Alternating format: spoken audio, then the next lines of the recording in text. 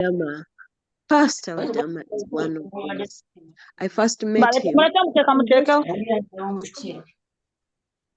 And I'd like to ask my other online participants, would you please keep muted so we don't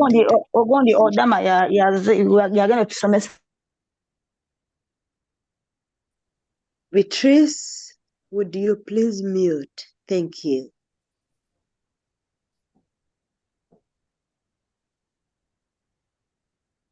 Excellent. So I met him in those very many years ago. We don't intend to tell you when, at university. And then together we went for the Young African Leadership Initiative Training Fellowship in Nairobi at Kenyatta University. Soon after then, together myself and Dr. Emmanuel Odama, we went to the US. He went to Arizona. Jack, did you hear that? Jack just returned from Arizona, and I went to Syracuse. I wish that Paul was online listening to this. And then we returned. I have known Dr. Odama since then. He's been a friend, and he's not just been my friend, but he's a friend of the Franklin Institute and especially the Public Management and Leadership Program. Receive with me thunderously, my dear friends, your friend, my friend, and our facilitator this morning, Dr. Emmanuel Odama. Emmanuel, please take it away. Thank you so much, Shalom. Good morning, ladies and gentlemen. I want to just to be sure that you're picking me. Somebody put a thumbs up or something just to let me know we are connecting. Are we good?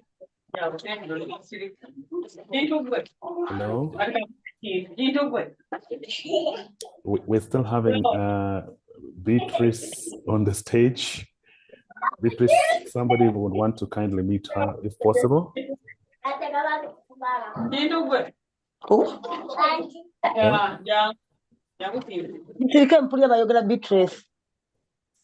Thank you, Cuthbert. Thank you, Cuthbert, for that feedback. Ladies and gentlemen, it's my pleasure to be here again. Indeed, as Shalom said, the last time I connected, I was in Japan, but today I'm connecting from Arua, right here in Uganda. What a pleasure it is. It's a very cool, beautiful morning here. And, okay, we're still having this persistent feeding from Beatrice. I hope somebody can help manage that. Sorry for that is happening.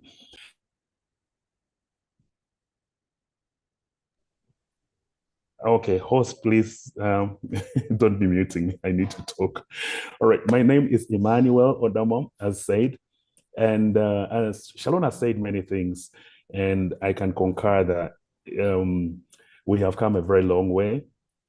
And it's my pleasure to come to this space to make this submission. And I hope I can be able to share my slide and so that we can be able to, yes, let me just share the slide.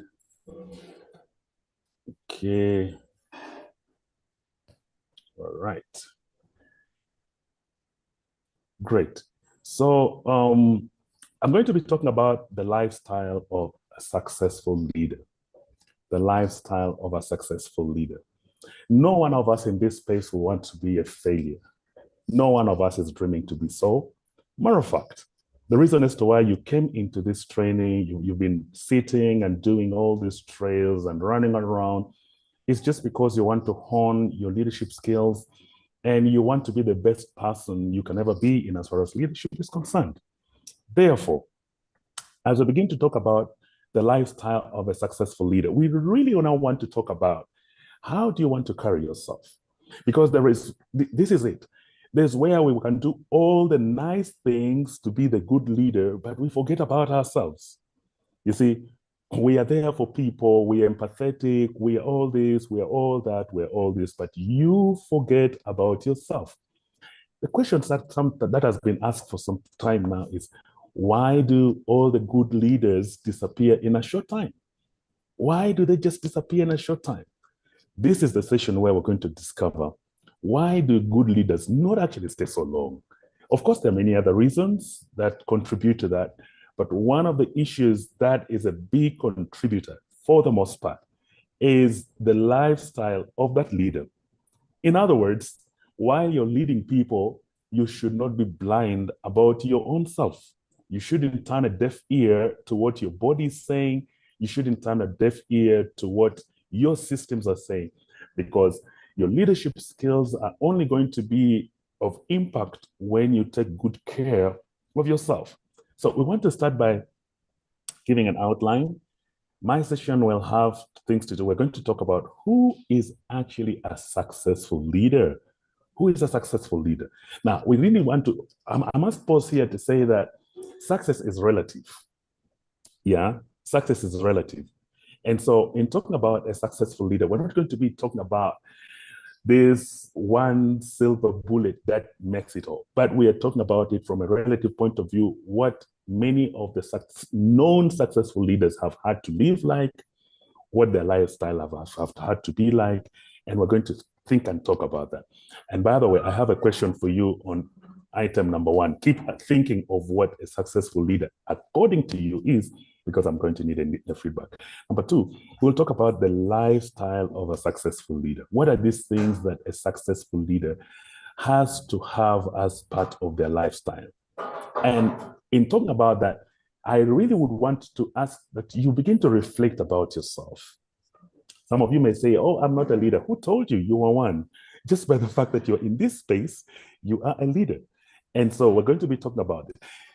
It may be that some of the things we shall mention are not what you're doing yet. But that is not to put a gun at yourself and say, how could I not? I'm this bad person. I should have done better. No, that is to just let you know that there's room for improvement. There's something you can still learn. There's something you can still be able to plug in. And so that becomes important. I thought I needed to say that. When we're going to talk about some commendable habits of a successful leader, this one is part of my best, I think, in this whole curriculum. What are some of those habits? Because some of these people who are aspiring to be successful leaders, you will discover are having one of the worst habits in as far as managing their life, managing their health, managing their wits, managing their thinking processes. Some of these are the people who are currently, they are the worst people. But thankfully, you are in this space. I'm sure you're going to be learning this. Then we'll talk about motivating yourself to fly high. Who wants to go down? Of course, no one. We all want to fly high. We all want to be the best of our versions. And that's what we're going to be doing. Then we shall talk about a question we shall ask. Are you listening? Mr. Leader, Mrs. Leader, are you listening? That's the next thing.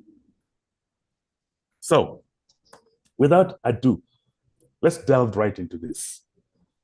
Who, according to you, is a successful leader? Let's take a few hands. Can we pass the microphone around? Tell us your name, just your name alone, and then your submission. What do you think is a successful leader?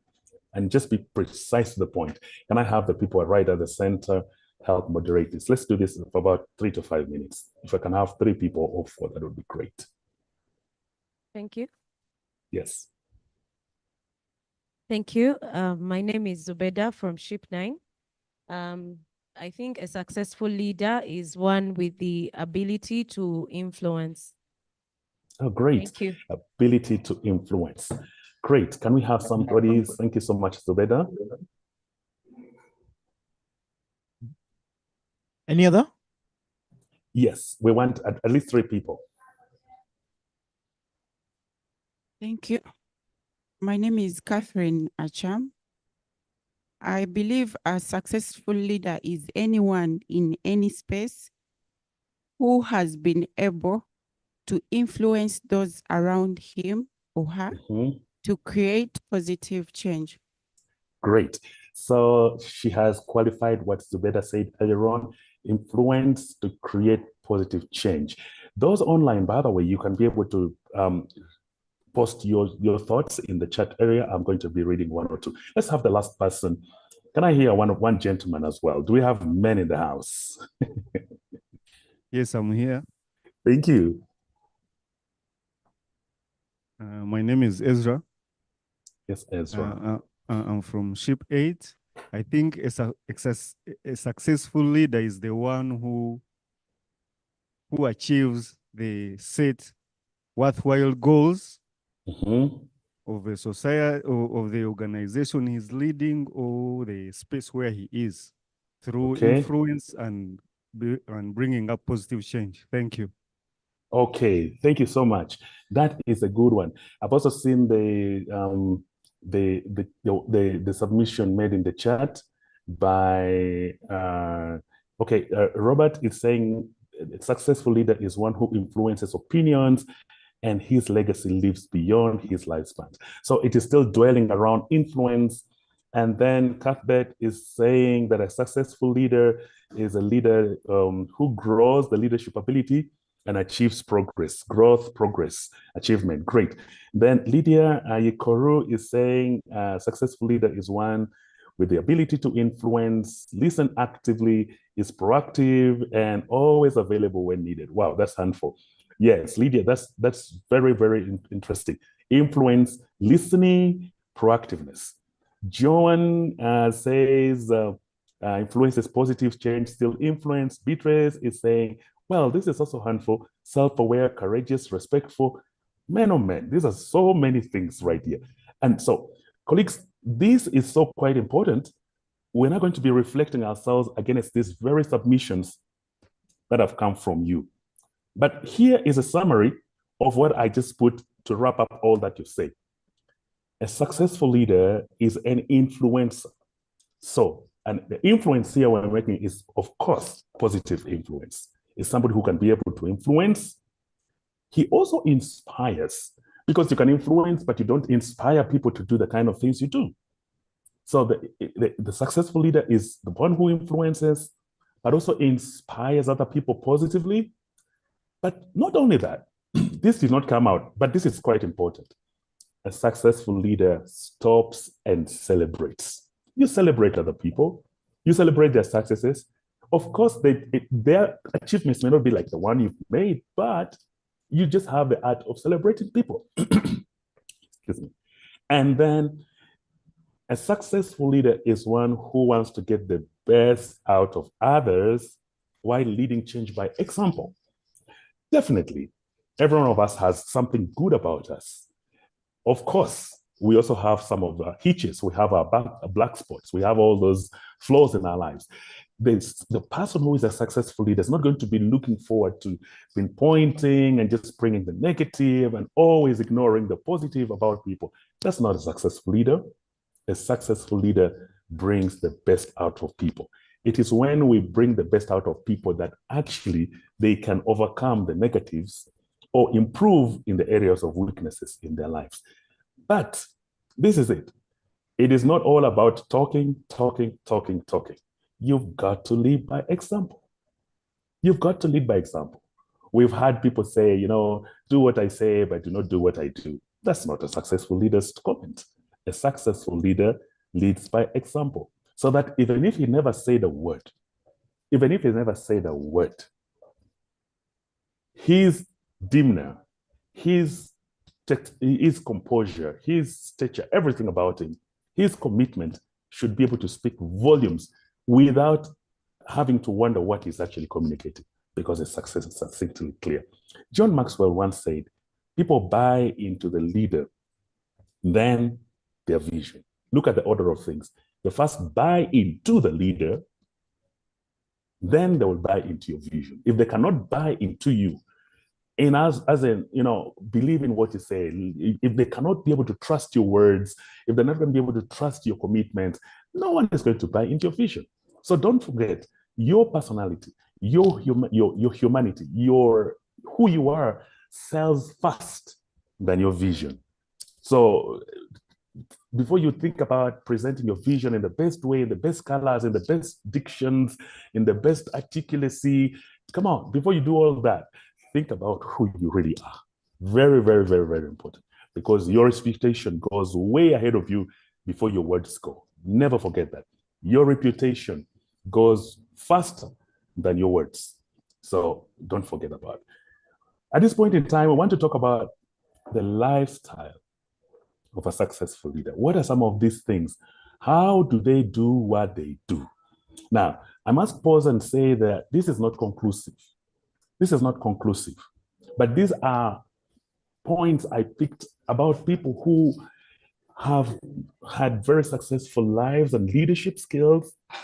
And for the most part, they are inspiring hundreds and thousands of people. And some of these are people who have actually, they have lived beyond their years, as in they're not here now, but their legacy has continued to speak, their legacy has continued to inspire, their legacy has continued to just, bring up many people in that direction. So what are some of these things? The lifestyle of a successful leader. I'm going to bring out a few. One is, yes, Beatrice, I think Beatrice mentioned this.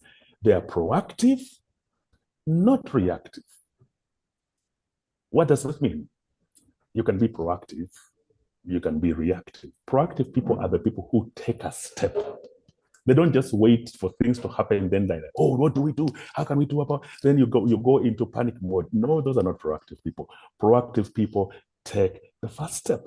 If you see something is, for example, there are these spaces we go into, you go into a room and you see a chair has been put on the doorway, and you know the potential of this chair to cause somebody to fall is right high.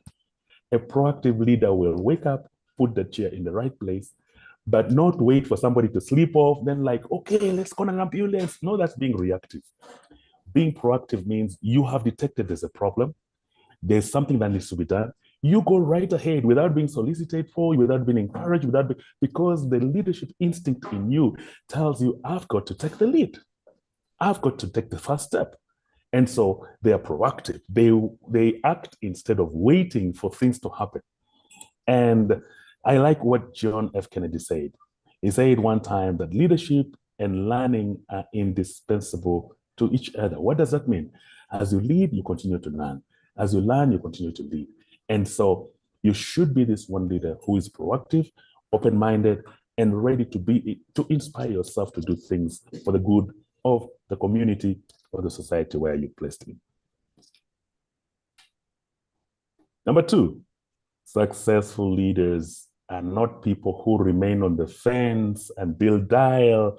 No way. They are decision makers. They're decision makers. Because, by the way, for your information, from the time you woke up to this moment when I'm talking, you have made lots of decisions. You've made so many decisions. You have to, first of all, just the fact that to be here, that was the decision you had to make. The fact that you had to be, the color of dressing you put, the way you've done your hair today, the kind of books you picked, the kind of bags you picked, the kind of shoes you had to wear on your feet, especially for the ladies. All these were decisions you had to be making at every point. And so these are, of course, decisions have levels. But the point I'm trying to bring here is, as a leader, a successful leader will not just sit by. You're in a place of making a leadership decision. You're just there waiting for all the nice conditions. There will just not be a day we'll have all the conducive atmosphere to take some decisions. Listen to this, friends. Some things have gone to the gutters just because somebody never took the right decision at the right time. Some things have gone out of hand just because somebody who should have taken the decision decided to do their own things and they were just dividing. And sometimes the challenge with people who are indecisive is people pleasing. What does that mean? You just want to please everybody. And so everyone is giving their views and their views. It's good to listen to people, but trust you me, at the end of the day, you will have to be the one to take the decision. And so don't let the plight to listen to everybody be a procrastinating factor to hold you back from making some decisions, because decisions, for the most part, are time-bound. Decisions are time-bound. And if you do not take it at the right time, chances are that things are going to flip out of hand.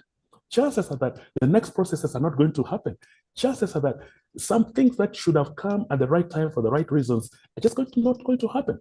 So what that means is, as a leader, you should be able to start your thinking process well in advance before you take some very critical decisions. If you think you need some bit of time, that is also sometimes good, because you have to process through your thoughts. You have to process through what the consequence, positive, negative, of this decision you're going to make has. But whatever it is, you've got to be a decision maker. So we're saying a successful leader makes decisions thoughtfully, but confidently. Thoughtfully, but confidently. The next is whoever is tending to be a successful leader must always be learning. Must always be learning. Colleagues, this learning is at almost every level.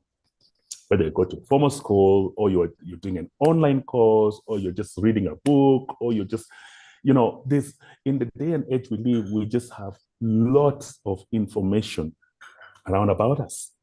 I'll tell you an experience. When this is a little bit funny, but maybe it will help somebody. When I went to start my PhD program, of course, I was in a foreign country and I didn't know so many things, but I had friends who were Japanese people. So for the most part, every time how do you do this? I kept asking. But what I noted was they would never make a call to somebody. They always had the answers. So one of the days, my Japanese friend asked me, "Do you know about Google?" I was like, "Huh." Turned out that they make use of technology to find anything they want to find in as far as information is concerned.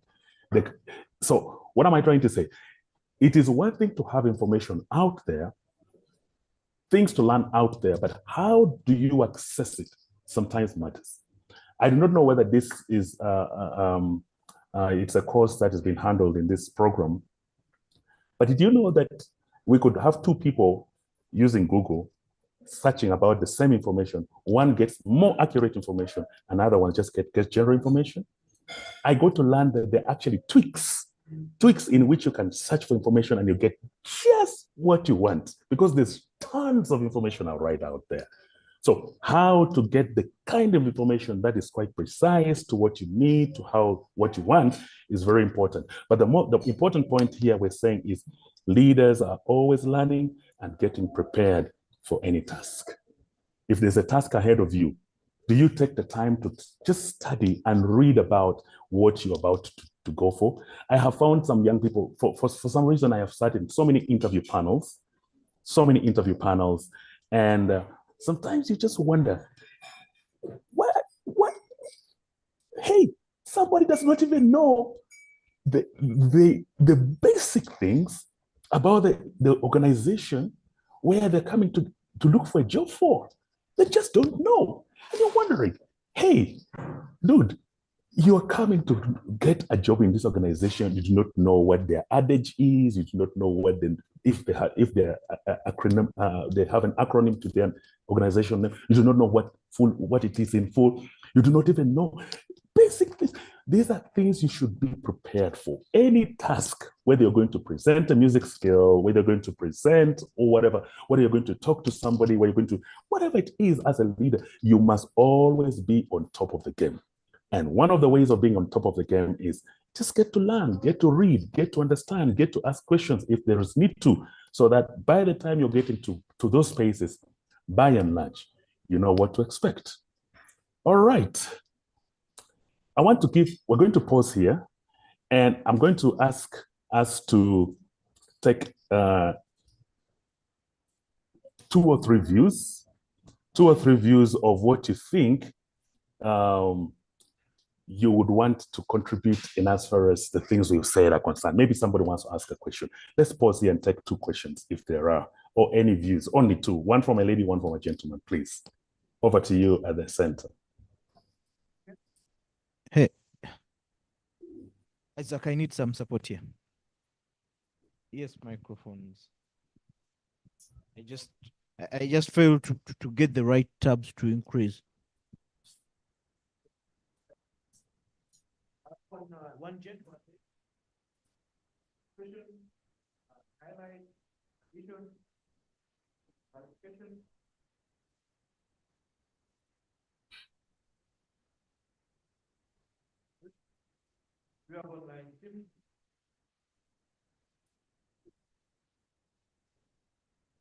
Any comments? Yes. Doctor, as people get their hands up. I would like to use this chance as well to ask you, as you're doing this integrating in learning and learning, can you also guide on how to give out what a leader has to learn and what they may not need to learn? Because there's a lot of information out there. Yes. And everyone tells you to learn. But then how people the learning, knowing what you need to learn and perhaps what you may not need. Okay, the other microphone seemed to have sounded a little louder. I've not got what you said. The online audience is having difficulty. Can you change their mic? The other mic was a little more. How is this one? Perfect, right there. Oh, okay. Yes. I need to mark the number. This is number 4. Okay. My question is, as leaders, you guide us that we need to learn. But then at what point do you sieve out what you have to learn and what you may not need to learn? Like, there is a lot of information out there. There are lots of resources. But at what point do you need to draw that line to know what you need to and not? Can I have a question here as well? Doctor, that is from me, and this is for the audience. Okay, so I came across an expression through the that said by John Maxwell, the greatest enemy of tomorrow's success is the yesterday's success. So how can we align that, what we have learned, and then, what we are going to learn in the future? Great. Thank you. Let me pick up with those two quickly, because I have content that I don't want to get too much to miss. Now, when John Maxwell talks about the greatest enemy of success is tomorrow's success is yesterday's success. You see, my understanding is this.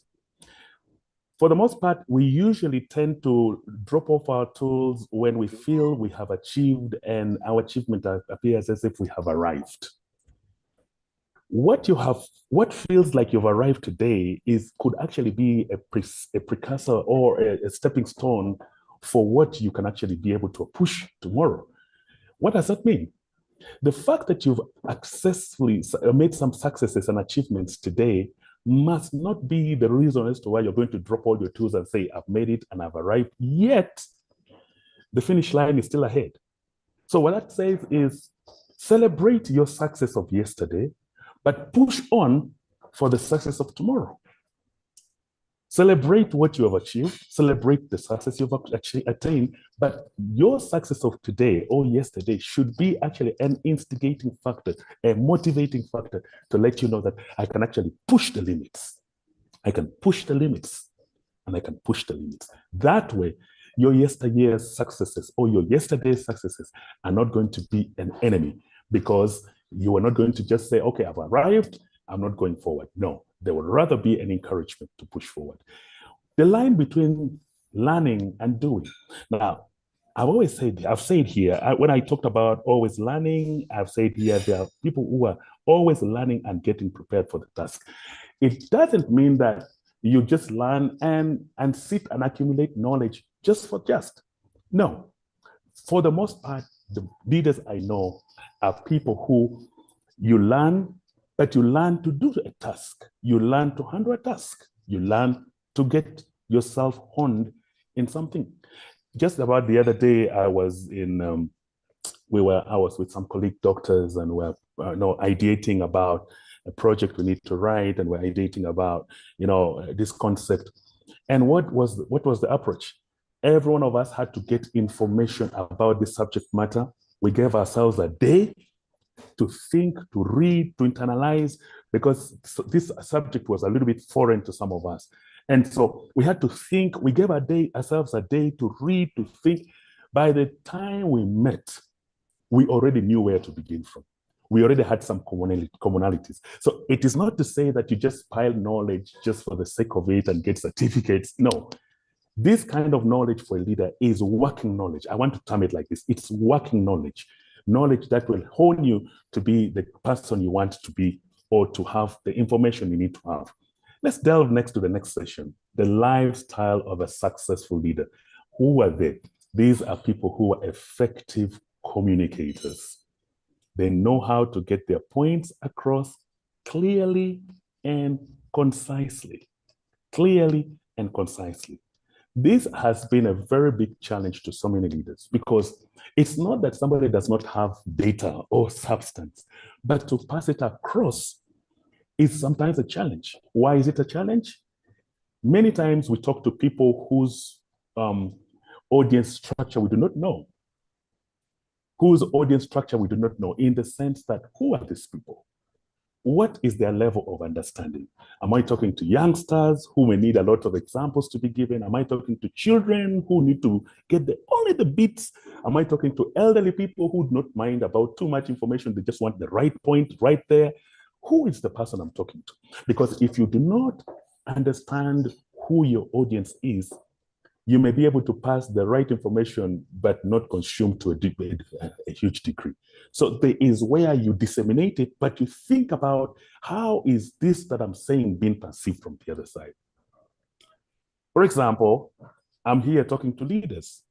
One of the things I thought can be able to enhance my communication to inspire leaders that I'm talking to is to bring quotes from famous leaders so that while I'm talking about this, you are seeing that these are people who have had impact in our communities and they have left a legacy. And we hear what they say.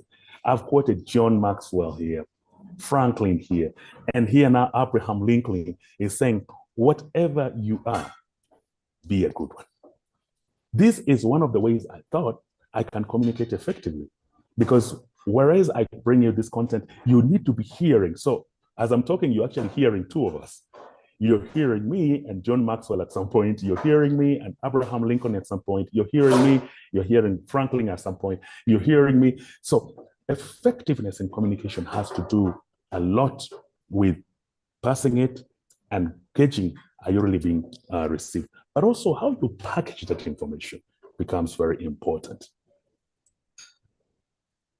Lifestyle of a successful leader, these are people who are passionate. They're not into lip service. They are passionate, they love what they do, and they demonstrate their enthusiasm and energy. One of the things I love, I don't do that much, but when I had the opportunity to do is to watch football. And for the most part, I am not usually so much concentrated on the people who play in the pitch. My best moments is when the camera is focused on the coach. I know some of you know this. In some heated matches, you find the coach is standing for the 90 minutes without permission. No one asks us to stand. But you see, what is happening in the pitch is resonating directly with his heartbeat, to the point that he can be shouting hundreds of, okay, maybe not hundreds, but maybe hundreds, yes, hundreds of meters away from the goalkeeper without a microphone. But his belief is that the goalkeeper, he's hearing what he's saying. Why? Because the passion in him is resonating across that pitch. Why do they do that? Because they love what they're doing and they demonstrate enthusiasm and the energy. And I think that's one of the reasons as to why the camera people usually like to focus on these people. You find that the coach is just all over. He is just burning with this thing. When people do not see passion in you, chances are that they're not going to buy into deeply the things that you tell them to. And what drives passion? That is a question you should ask yourself, therefore. Am I doing the things that I'm called to do? Or am I doing the things that I'm really, really, really given into doing? Am I just doing this because I'm going to earn some money at the end of the day, or I'm going to get a promotion out of this? That should not be a motivation. It should be self-driving. It should be from the inner cause of you.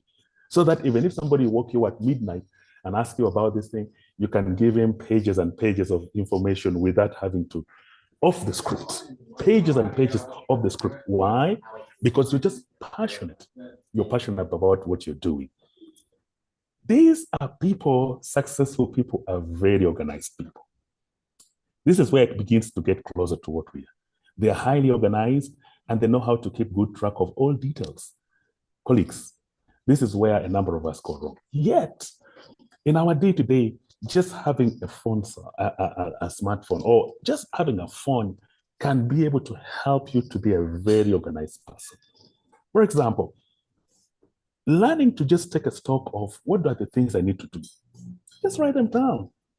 Think through before you begin to delve in there. If you're in a space where you handle so many things, you will appreciate what I'm talking about. This is where you have to handle so many things, and I know a number of you are in that kind of space already, or you're heading toward that kind of space already. If you do not know how to be organized, you can never be effective. How do you lay out your things? How do you program your thought pattern? How do you even organize your documents in your computer? There are these people, leaders, every of their documents is on desktop. Their desktop is just crowded with one file over the other. And if you ask them an information, they will not take less than 5 minutes to pick what they want to pick. That's not being organized. That's not being organized. And this has to do not only with the things you do, but who you are, your personality, how you handle yourself, how you handle your personal things. You've got to be an organized person, because that sense of being organized, by the way, has a bearing on your thinking process. If you're this random person, for the most part, your mind will also not be able to be very systematic in thinking. Yes. Actually, this is how, let me put it this way. How you think here is how, for the most part, you do your things. If you're organized cognitively, for the most part, you'll find everything around you is just neat and organized. And there's more productivity in being organized than being random. There's more productivity in being organized than being random. So that's something I needed to know. But now, when we come closer to habits, this is now where it gets really closer to our skin. Really closer to our skin. And I would wish that you pay very close attention here, because these are the things we've talked about.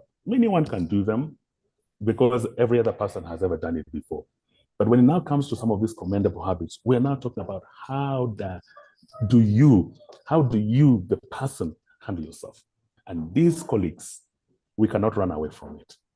We are responsible for this next set of things that I'm going to talk to you, and how you manage yourself becomes very important. I did say in the beginning, many people are so much focused on their impact, their legacy, their everything, but they forget about themselves. Please be reminded, of course, this is obvious. You do not have another body after you. The physical body you have right now is only one. It's only one. So you had better take good care of it now, or you will just be out of action. And for you to be able to do the kind of things effectively, you must not be mindless about this body. What are some of those commendable habits? Aristotle once said, "It is well to be up before daybreak, for such a habit contributes to health, wealth, and wisdom." What does that therefore say? Start each day offline. Boom! I know I've hit so many people on the head right at their face there. Why is that important? Staying offline helps you to reflect, take time to pray, take time to meditate, take time to process things. Why is that important? Because you see, your brain has been resting though for the most part of the night. And so when you're waking up in the morning, that is when it is at its full boost. And that is where you can be able to get your day started. So it becomes important to just stay offline. Offline meaning you avoid the distraction, the noise, the interactions of the world pouring in to interrupt you at that very prime hour of your day, so that you can be able to be you. Just be you. Be yourself. Be right with you. Not having to attend to this early morning. So that is a very important point. Some people, what they do is, one of the ways they keep offline, instead of being in bed, they take an early morning walk. They take an early morning moment to sit down just to reflect and write their notes on paper sometimes, by the way, or they can write it on their phone, but not connected to the internet, so that the best you is brought out right at that prime moment of your day. And then you can start your day when you have talked to yourself and you have already known what your inner self is up to for that day. This one is so good. Many of the successful leaders in our world or in the previous world or in our generation have always been early risers. They wake up early. They get up early. Why is that important? It helps them to accomplish tasks without interruption. That also has a bearing that they go asleep early as well. One of the ways, of course, you have to wake up early without having to not wish that the day started, regretting why the day started, is by getting to sleep early. Give yourself some rest. I know we have a generation right now who pride themselves in, I only sleep 3 hours a day, I sleep 2 hours a day, I sleep 1 hour, or, hey, dude, you're doing a disservice to yourself. We may celebrate you for being a hard worker, but don't forget, you're doing a disservice to yourself. The number one audience you need to please is you, your body. Take good care of it. But waking up early has the advantage of being able to process. Some of us, I know a number of you too, we process information in a very quiet environment. Very quiet environment. And waking up early gives you that advantage, where you can be able to sit before, the cocks are crowing too loud in the village setting where sometimes I come from, or the roadside is getting too busy, or people are beginning to ring the bells around or beat the drums around. I'm talking about the African setting where a lot of things happen in the morning, where people begin to do a lot of these other things. You just get to reflect. And that is a very good way of getting to plan your day, of thinking through, and then starting your day. It's very good to wake up early, but also good to sleep early. Don't forget that. Set daily priorities. Ladies and gentlemen, I cannot emphasize that too much. Set daily priorities. What does that mean? You see, there are so many things that need to be done. Too many things to need to be done.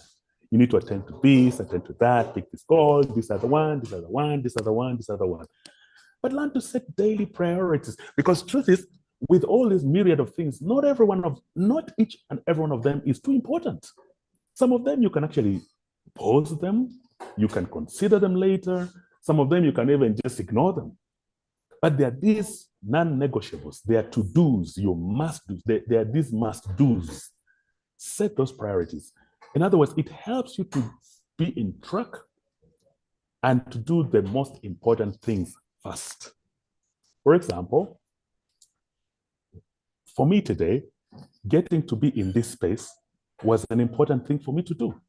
So what I did was, I had to make sure getting my presentation ready, getting to the space where I could connect to the internet ready. This to me was priority. But I can tell you there are a number of things I have to handle after here. I have to make calls, I have to go this, I have to do this, I have to meet so and so and just. But you see, because this was priority for me, I had to get ready for it first. As I talk right now, I'm not taking phone calls right now because there are so many things that I need my attention, but I'm not doing that now because this to me is priority. And I think it's a good thing. You, of course, will know what is priority to you based on the kind of things you do, based on the people you meet, based on the kind of responsibilities you have. But whatever it is, just do that. It will help you.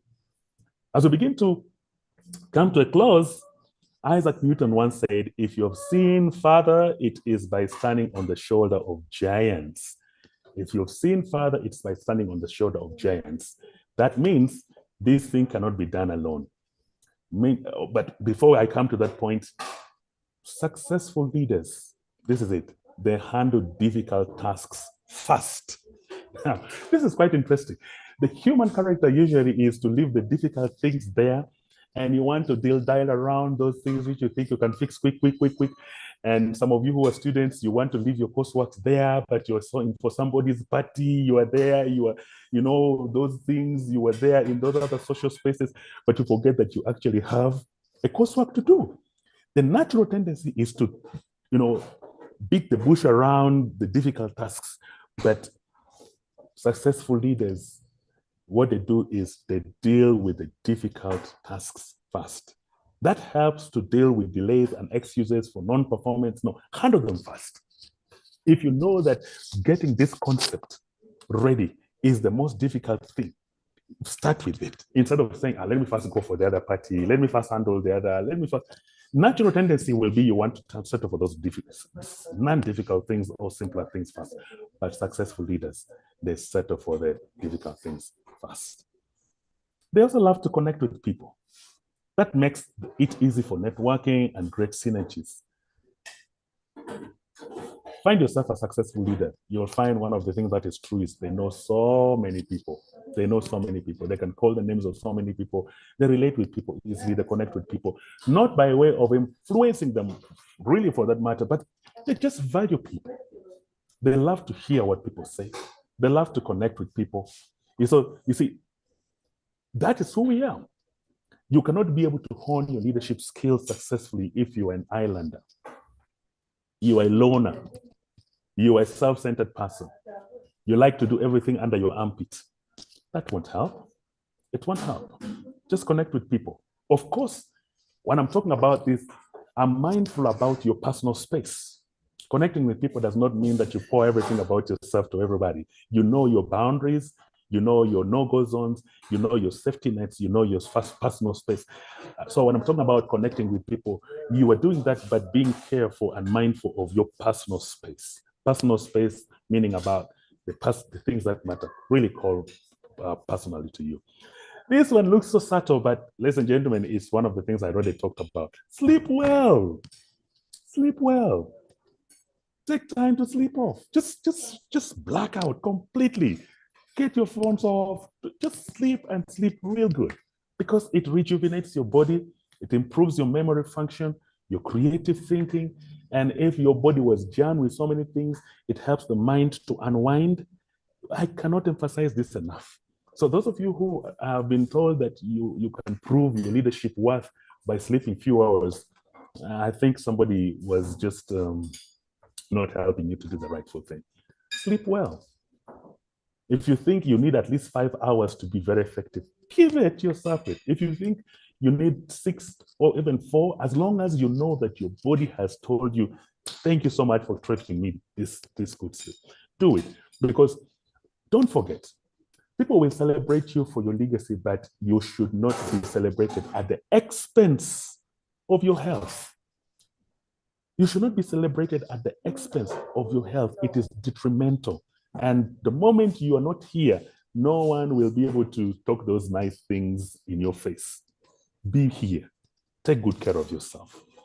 I want to start by ending, as we begin to plateau, we're going to get the downward side. I want to talk about a few things about self-motivation. Why is it so important for successful leaders? Why is it important to motivate yourself? A few things right here. This is it. You need self-motivation to overcome tough times and challenges and controversy. I don't need to emphasize that. As long as you're going to be a leader, there are going to be tough times. Maybe some of you are even dealing with them right now. They're going to be challenging moments. Maybe some of you are dealing with them right now.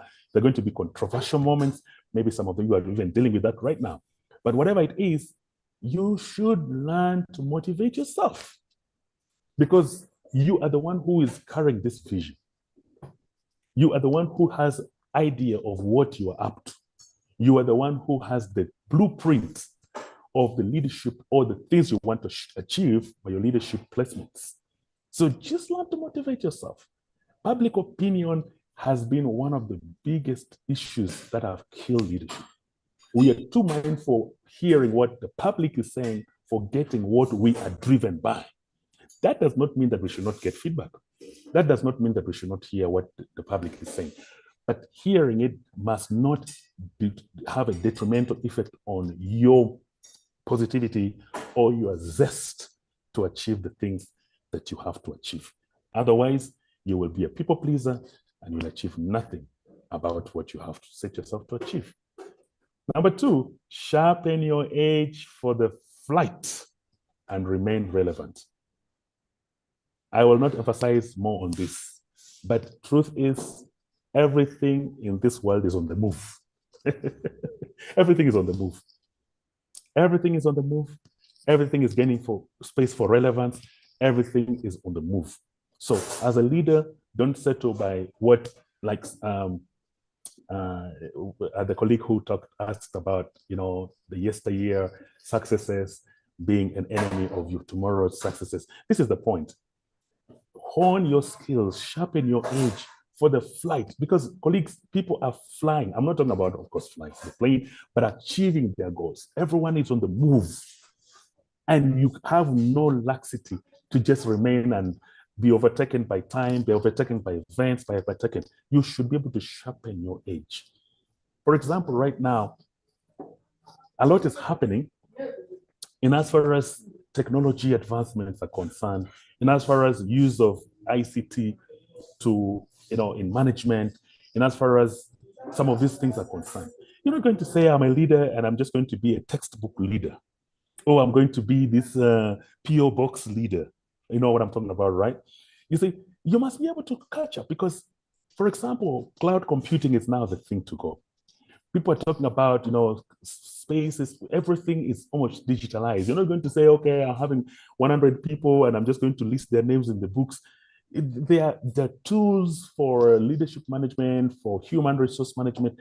Just sharpen your edge because you like it or not, for you to remain relevant, you've got to sharpen your edge for the flight. So that's very important. And that's very important when you motivate yourself. A few thoughts. I like a book by Mark Anderson, and he said in his book, you can't send a duck to eagle school. Why? A duck is not meant to fly. It is eagles that are meant to fly. Ducks cannot become eagles. Colleagues, ducks cannot become eagles. So in his book, these are things he highlighted. He said, good people are found, not changed. Good people are found, not changed.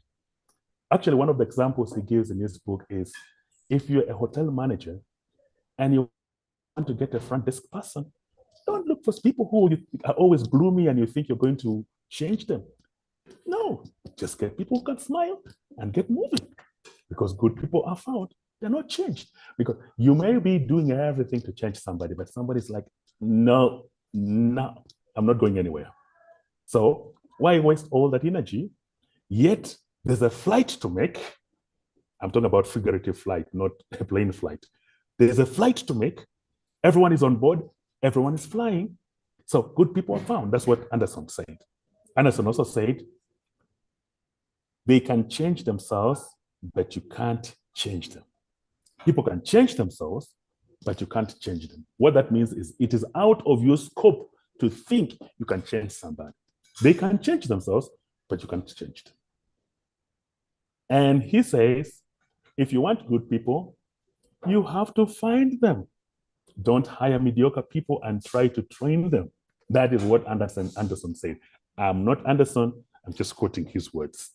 Next, he says, if you want motivated people, you have to find them, not try to motivate them. That's his view. Just find motivated people. There are people out there who are just motivated. Just find them.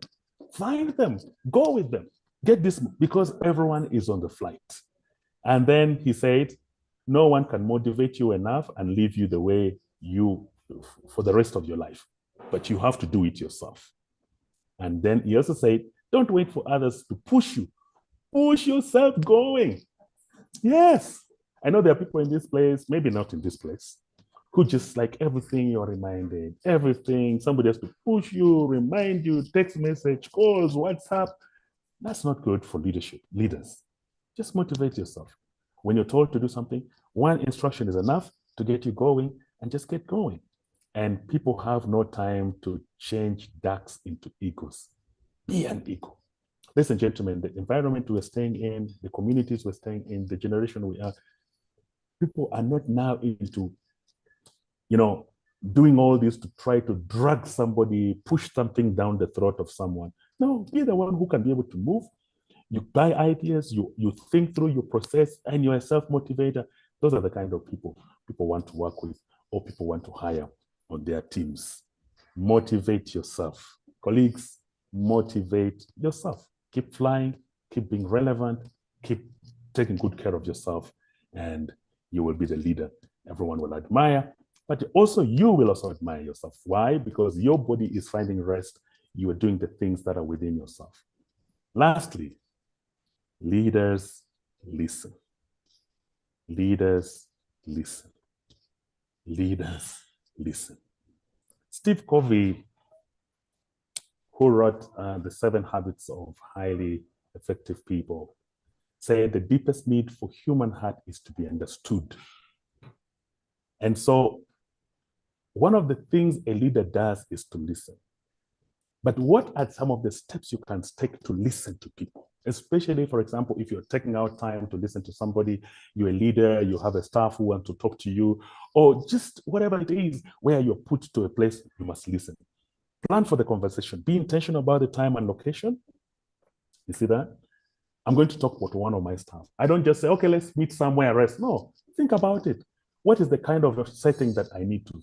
Do I need to have a private setting? Do I need to have a safe setting? Do I need to have a relaxed setting?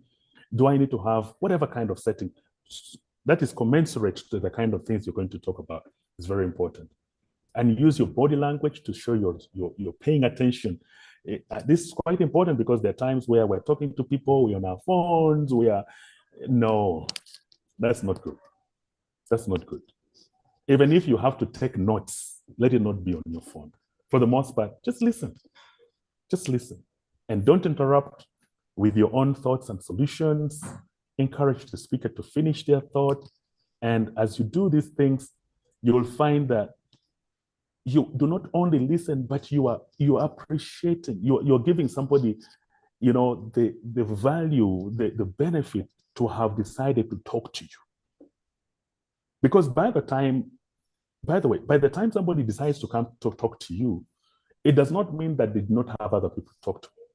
They had other people to talk to, but there is something peculiar. There's something so particulate. There's something that resonates from you that they identify with. That's why they came to you. So give them that benefit. Be open-minded. Just listen. Leaders, let's listen. And when you listen, you can be able to process and you can be able to give valid responses. I know that takes patience, that takes practice, that also takes a bit of diligence, but you can be able to make it. This man once said, the impact of your story must speak louder than your name and live longer than your lifetime. The impact of your story. What story is that? The story of your leadership, the story of your impact in your community, the story of the transformation you're bringing in whatever spaces. That impact must speak louder. In other words, we should remember you for the things you did than the name you carry around. It should speak louder than your name and live longer than your lifetime. With that, I want to say, colleagues, thank you so much for listening, and it was a pleasure to have come your way. Over to you at the center. Thank you. A big round of applause. Members, thank you so much. Can I just a little bit of the micro? I'm trying. So online team, make sure you can hear me. Doctor, you have some questions online. So if yes, you could, please. If you could first handle those, and then okay. The old ones, then we can have a fresh round of questions. Okay, great. Tendo Mukisa has just, his is a comment. He said, he's quoting what I said, there will always be changes. It has touched me. Yes, Mukisa, they will always be. Bonita is saying, thanks for the presentation, very insightful. Here are some 2 questions. Yes, thank you so much, Bonita. What advice would you give to someone who is a leader, of course, struggling to balance their professional aspirations with personal commitments?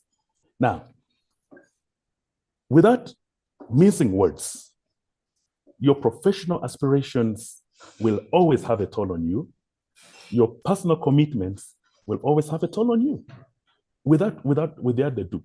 But that's where you see, being you becomes quite important, because your professional aspirations can only ride on the shoulders of your personal commitments. And by personal commitments, I want to understand the things you commit to by being the best version of you. Let me say that again. Your professional aspirations can only ride on the shoulders of your personal commitments. If you want to aspire and achieve your professional issues in life, you have to get yourself right. So I would want to say that, yes, whereas you have to do your professional aspirations, don't do them at the expense of your personal commitments. But there's a balance. And that balance can now be best answered by priority. What is the priority of the moment? How can you best handle that? That becomes very important. Number two, you've asked at how has your approach to work-life balance evolved over the course of your career? I've had that been asked to me for many, many people, from many people. This is it. Plain and simple. Colleagues, the things I'm telling you, these are things I do. I'll just tell you something that happened to me. When I was doing my PhD, I had to, of course, that in itself was just enough work. But besides that, I was doing two jobs, two part-time jobs. I was, there were like 5 things I had to be doing every day, apart from reading my books. Self-management becomes important, and use of your time becomes important. Your work life is important. Your life is important. Your work is important. But what I understand is there is time for all these things, because I know from 8 to 5, the kind of environment requires me to be from 8 to 5. That's why I do my work. I do my work and I leave work at work. That's my principle. I leave work at work. When I come home, I'm ready to run with my son. I'm ready to roll around. I'm ready to push him, ride his bicycles. And I'm just the father me. And that has helped me to just be who I am. I have learned that there's a day called tomorrow. So I just do enough for the day, get my priorities, the things I need to finish for the day, I do them. And what I cannot do, I just push them forward. And I have understood that my effectiveness at the workspace depends largely on my, how I best manage myself and my family. Some of you who are family people, you know how family issues can actually drag on you at the workspace. So when you're healthy at home, in as far as family's issues are concerned, you will be effective at the workspace out there. And those are some of the things I tend to do. Right. Okay. And the president, oh yeah, thank you so much. I see most of these are appreciations. Wycliffe is saying, but I'm asking myself the other Mandela, but I'm asking myself, other than Nelson Mandela, don't we have other successful leaders that we can learn from? Because, oh yeah, sure, there are other people. There are other people. I know why Nelson Mandela resonates to us more in the African continent, but also globally, is because of the extent of the things he went through. Who in the world will separate the name of Nelson Mandela from the reduction in appetite in South Africa, for example? When you talk about reduction in appetite in South Africa, his name just pops up. So there are so many Mandelas in the making. And Wycliffe, I want to throw that back to you. Maybe you are going to be the next person in the footage, in the pedigree of the Nelson Mandelas. So let's keep inspiring ourselves. Let's keep pushing this. Great. I'm going to roll it back to the center. I think those are some of the few comments that came online. We can ask a few questions. Okay. Someone wants to ask a question here from the live audience. Doctors, I had something that I put down. Yes, please. From your conversation, and that is being nice to ourselves as leaders. One of the things that we forget as we are leading others is we always forget about ourselves. And you brought it so well that as you try to use this body to influence and do everything for everyone, do not forget about yourself. Exactly. Do not forget to feed well. Do not forget to have a good sleep. Do not forget to have fun. Exactly. Because this is the motivation. This is the fuel you need to come back tomorrow and deliver the very best. I still have about some 10 minutes in case someone wants to ask a question. I have here, Doctor. Thank you.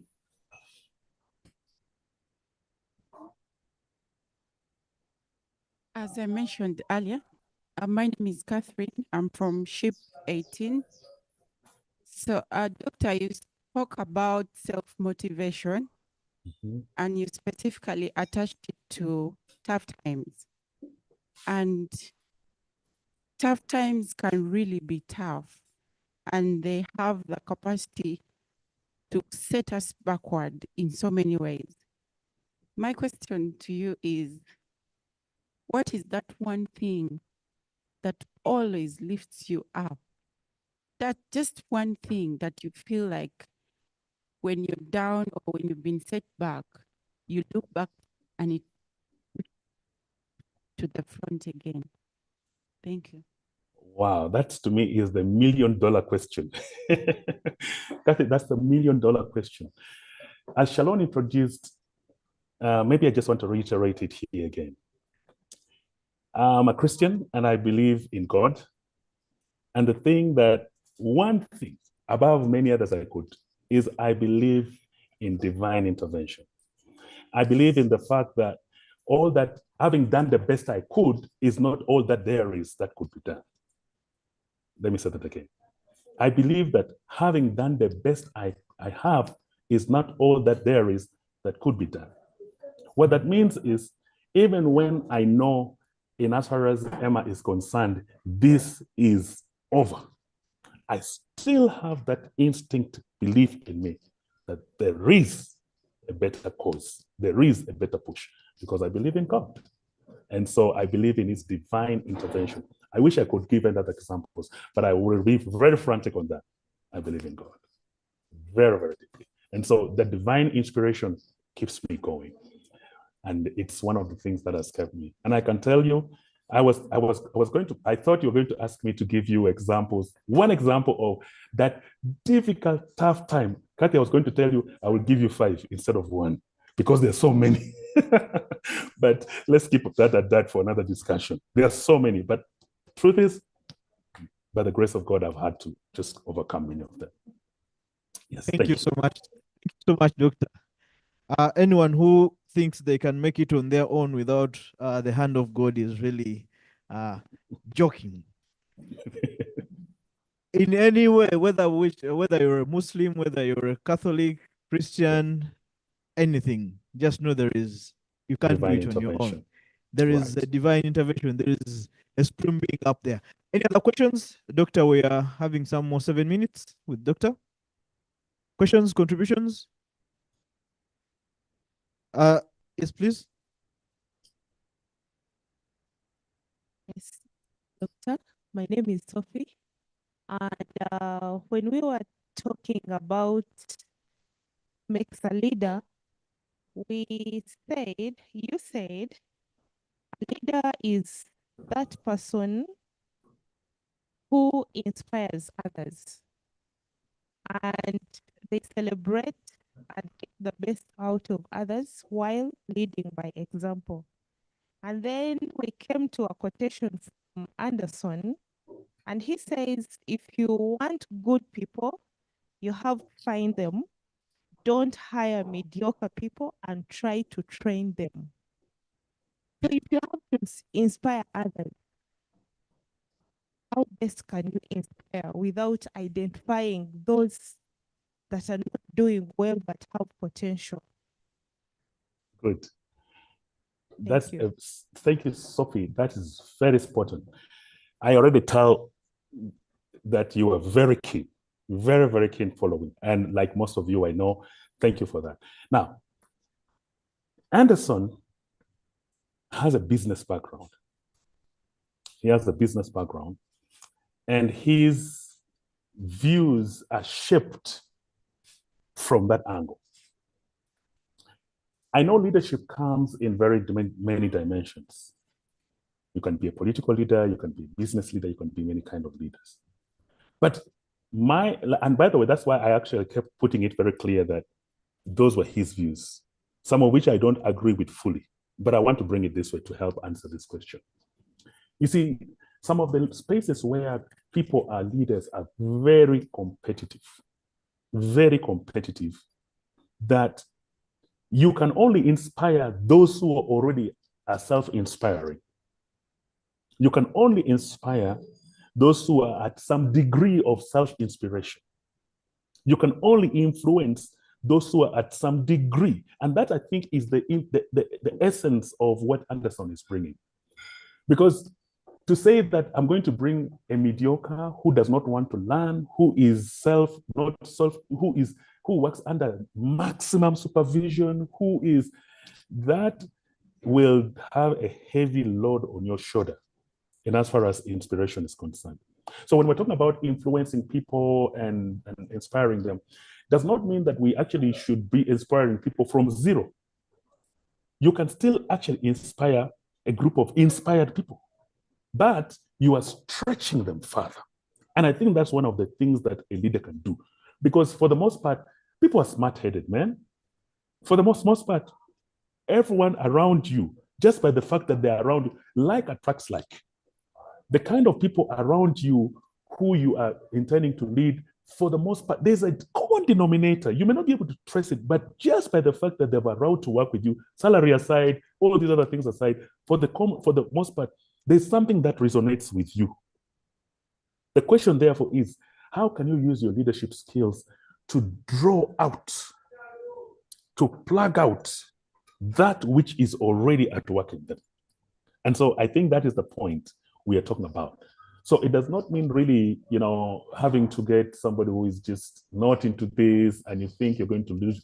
You may do that, but I can tell you it will leave you behind in this flight because everyone is on the flight.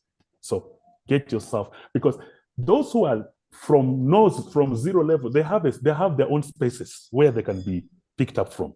They have their own spaces. And if your space is dealing with people of that nature, for example, I want to give an example. Say you are a community leader, you deal with maybe school-going girls or school-going boys, and this is just their first encounter in leadership. That is a different thing. In that case, all you have to do, I will advise, is develop that patience. Develop that patience. Remember, Anderson, his views are from the business perspective. He's a business person.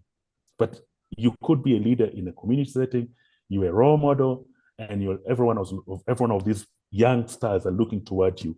That's a completely different setting. All I can say is just be patient, be available for them, and then you will be able to shape them. I hope that answer has helped you, Sophie. Thank you so much, Doctor.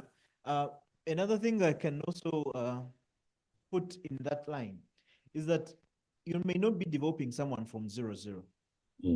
But then there is an aspect of you developing someone who has to be involved. Look at these situations that we are having here are voluntary. No one gets supposed to come here, no one gets supposed to sign up to this. So if you really want to improve yourself, you will take the initiative to register. You look out, you don't have it ID, you look out for that phone. So what the teacher or your person guiding, you will just give you like this. But you come back to you. Whoever comes here, attend and teach something from someone else. What just walk away as you can. So, look, I think that we really resonates with what you're saying.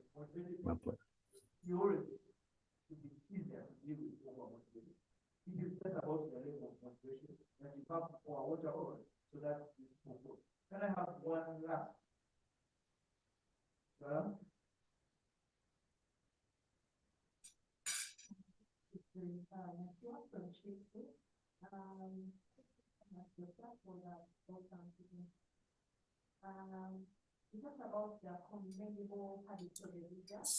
Sorry, the mic, the online team is not hearing it clearly. Maybe we need to check the mic again. Sorry for that interruption.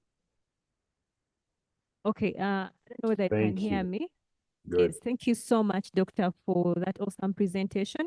My name is Doreen Aranaswa from SHIP 2.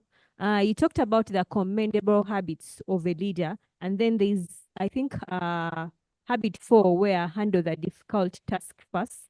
And then you quoted from Isaac Newton, who said, if I have seen further, it is by standing the shoulders of giants. So now in this case, as a leader, if I have like a couple of different tasks around me, I have the hard task and then the simpler tasks. But in that situation, the simpler tasks are needed, that the urgent ones that I'm supposed to do and probably submit through to my supervisor. But the difficult task would also be needed to require a lot of time. So in that situation, how can I handle that? Thank you. Oh, very good. Very good. Thank you so much for asking that. You see, when we talk about handling the difficult task first, the difficult task may not necessarily usually be the priority, by the way. Yes, I think that's just it. The difficult task may always not be the priority.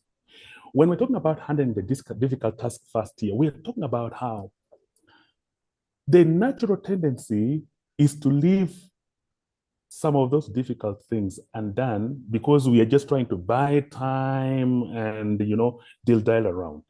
Yet, some of those difficult tasks, when you deal with them first, what the point we're trying to say is you are giving the best of your brain power to handle them.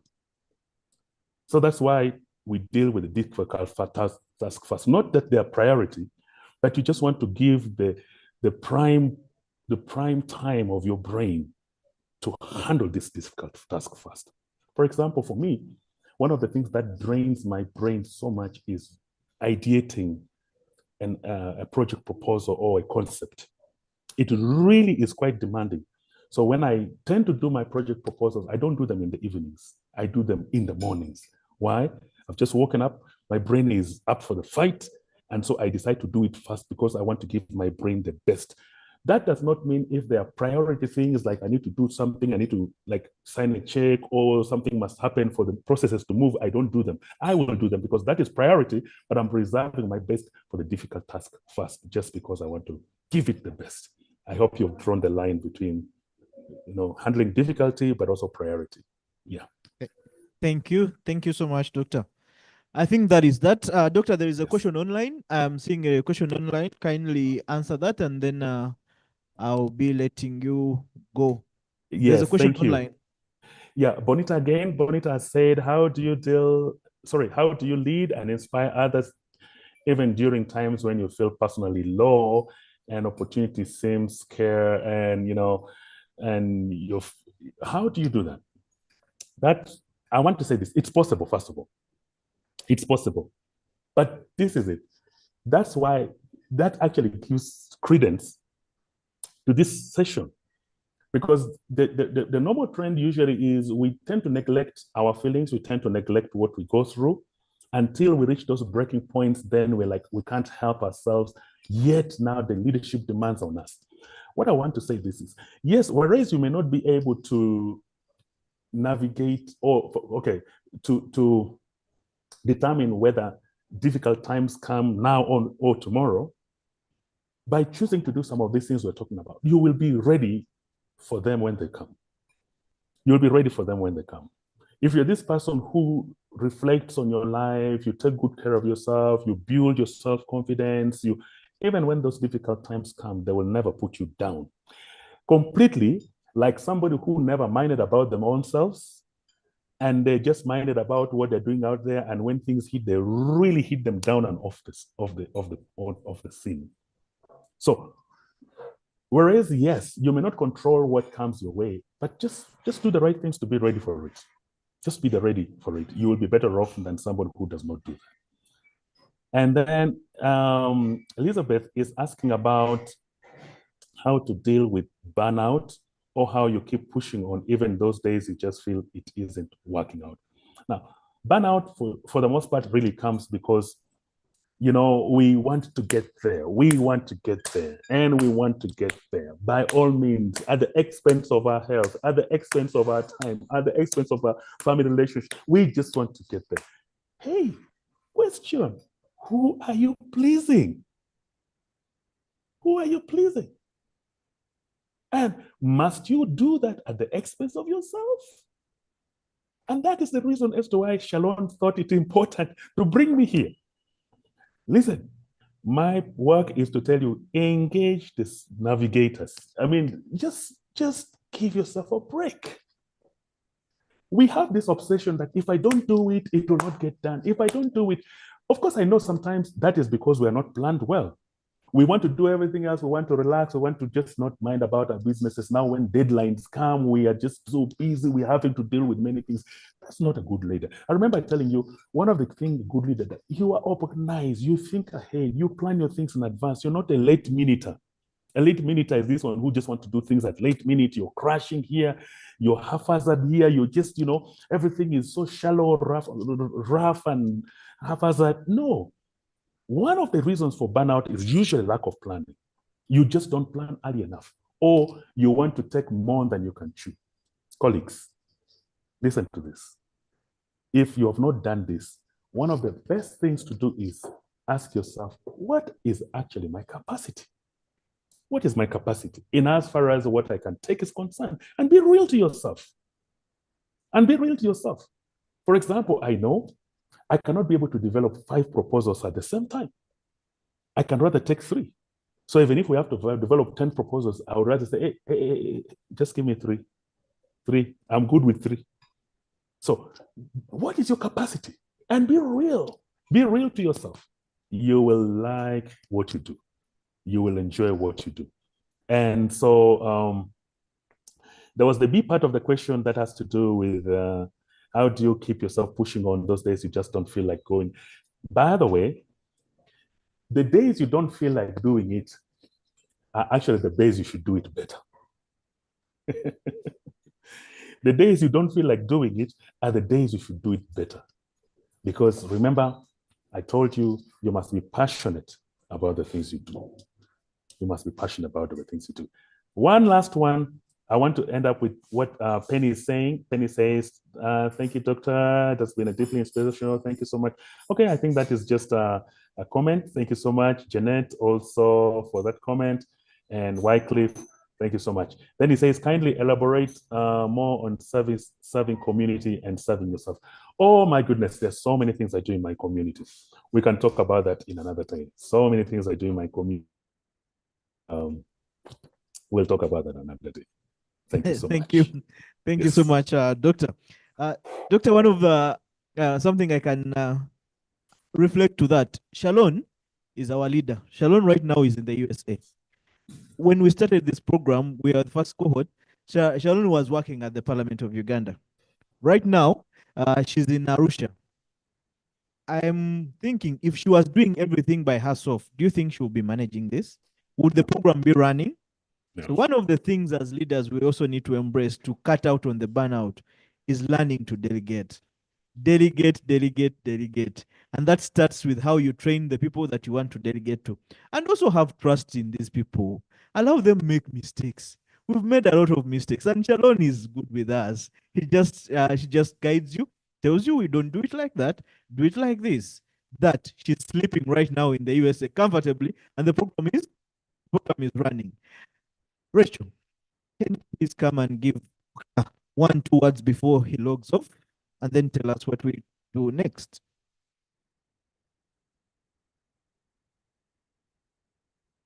Thank you very much, Rajab. Ladies and gentlemen, I'm here on behalf of all of us to thank Dr. Dama. We are always excited when we have you on our schedule. You have reminded us about the lifestyle we should be leading. We have looked at who a successful leader is or should be, how we should behave, commendable habits that perhaps sometimes we want to overlook, and how we should continue to motivate ourselves as leaders. You also reminded us to listen. I know that many times as people are talking, we would like to respond, and that response is already in our heads. So I would like to thank you so much for always inspiring us. Keep going. I like the fact that you've reminded us that we are on a flight. Everybody is flying. And where are you as an individual? You've also encouraged us to keep motivating ourselves. It's a tough one. because somebody here said the tough times are really tough. So we thank you. And I think that I like the fact that you can't send a duck to the ego school. Who wants to be a duck? I think we should all be trying to be egos. So thank you very much, Doctor. We are inspired. I think everybody here feels that they can go out tomorrow, be a leader. Thank you.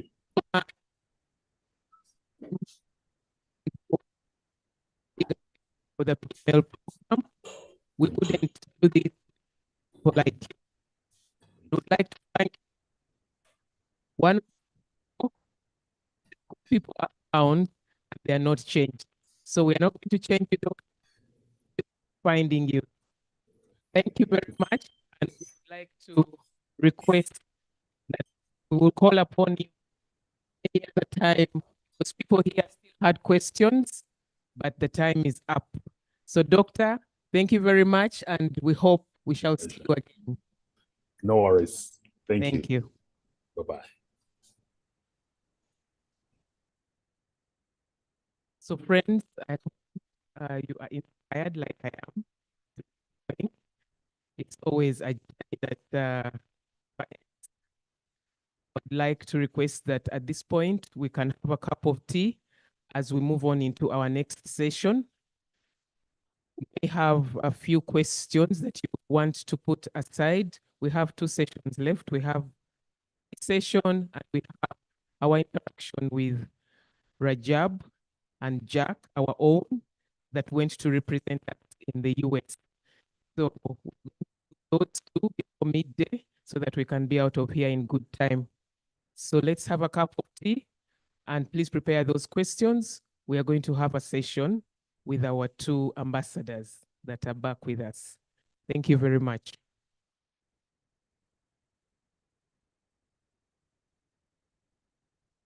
Online team, please find something to take as we also,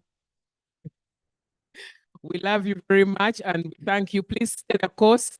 We have 2 more sessions, a session for break tea, and then we shall interact with Raja and Jack. Thank you.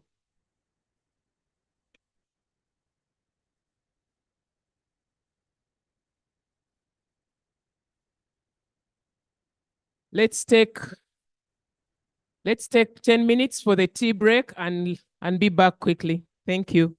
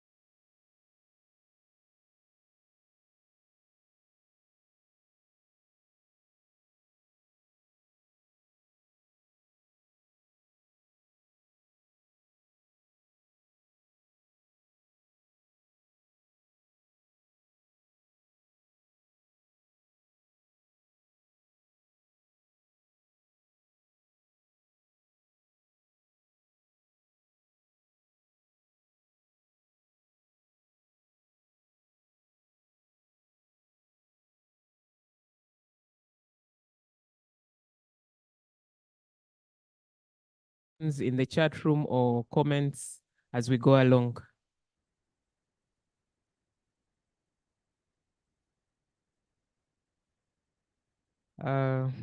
Jack, how are you? I'm good, Richard. Welcome back. Thank you. Do you feel any different from when you last went? Yes, a lot has changed. Okay, we are going to hear about that change.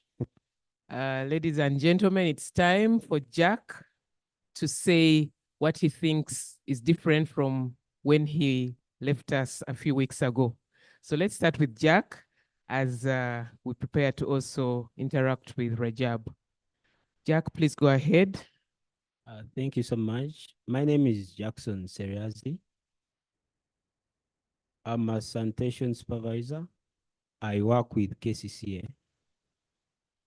Yeah, and at this moment, you know, we have a crisis in Chitezi. We lost people in Chitezi.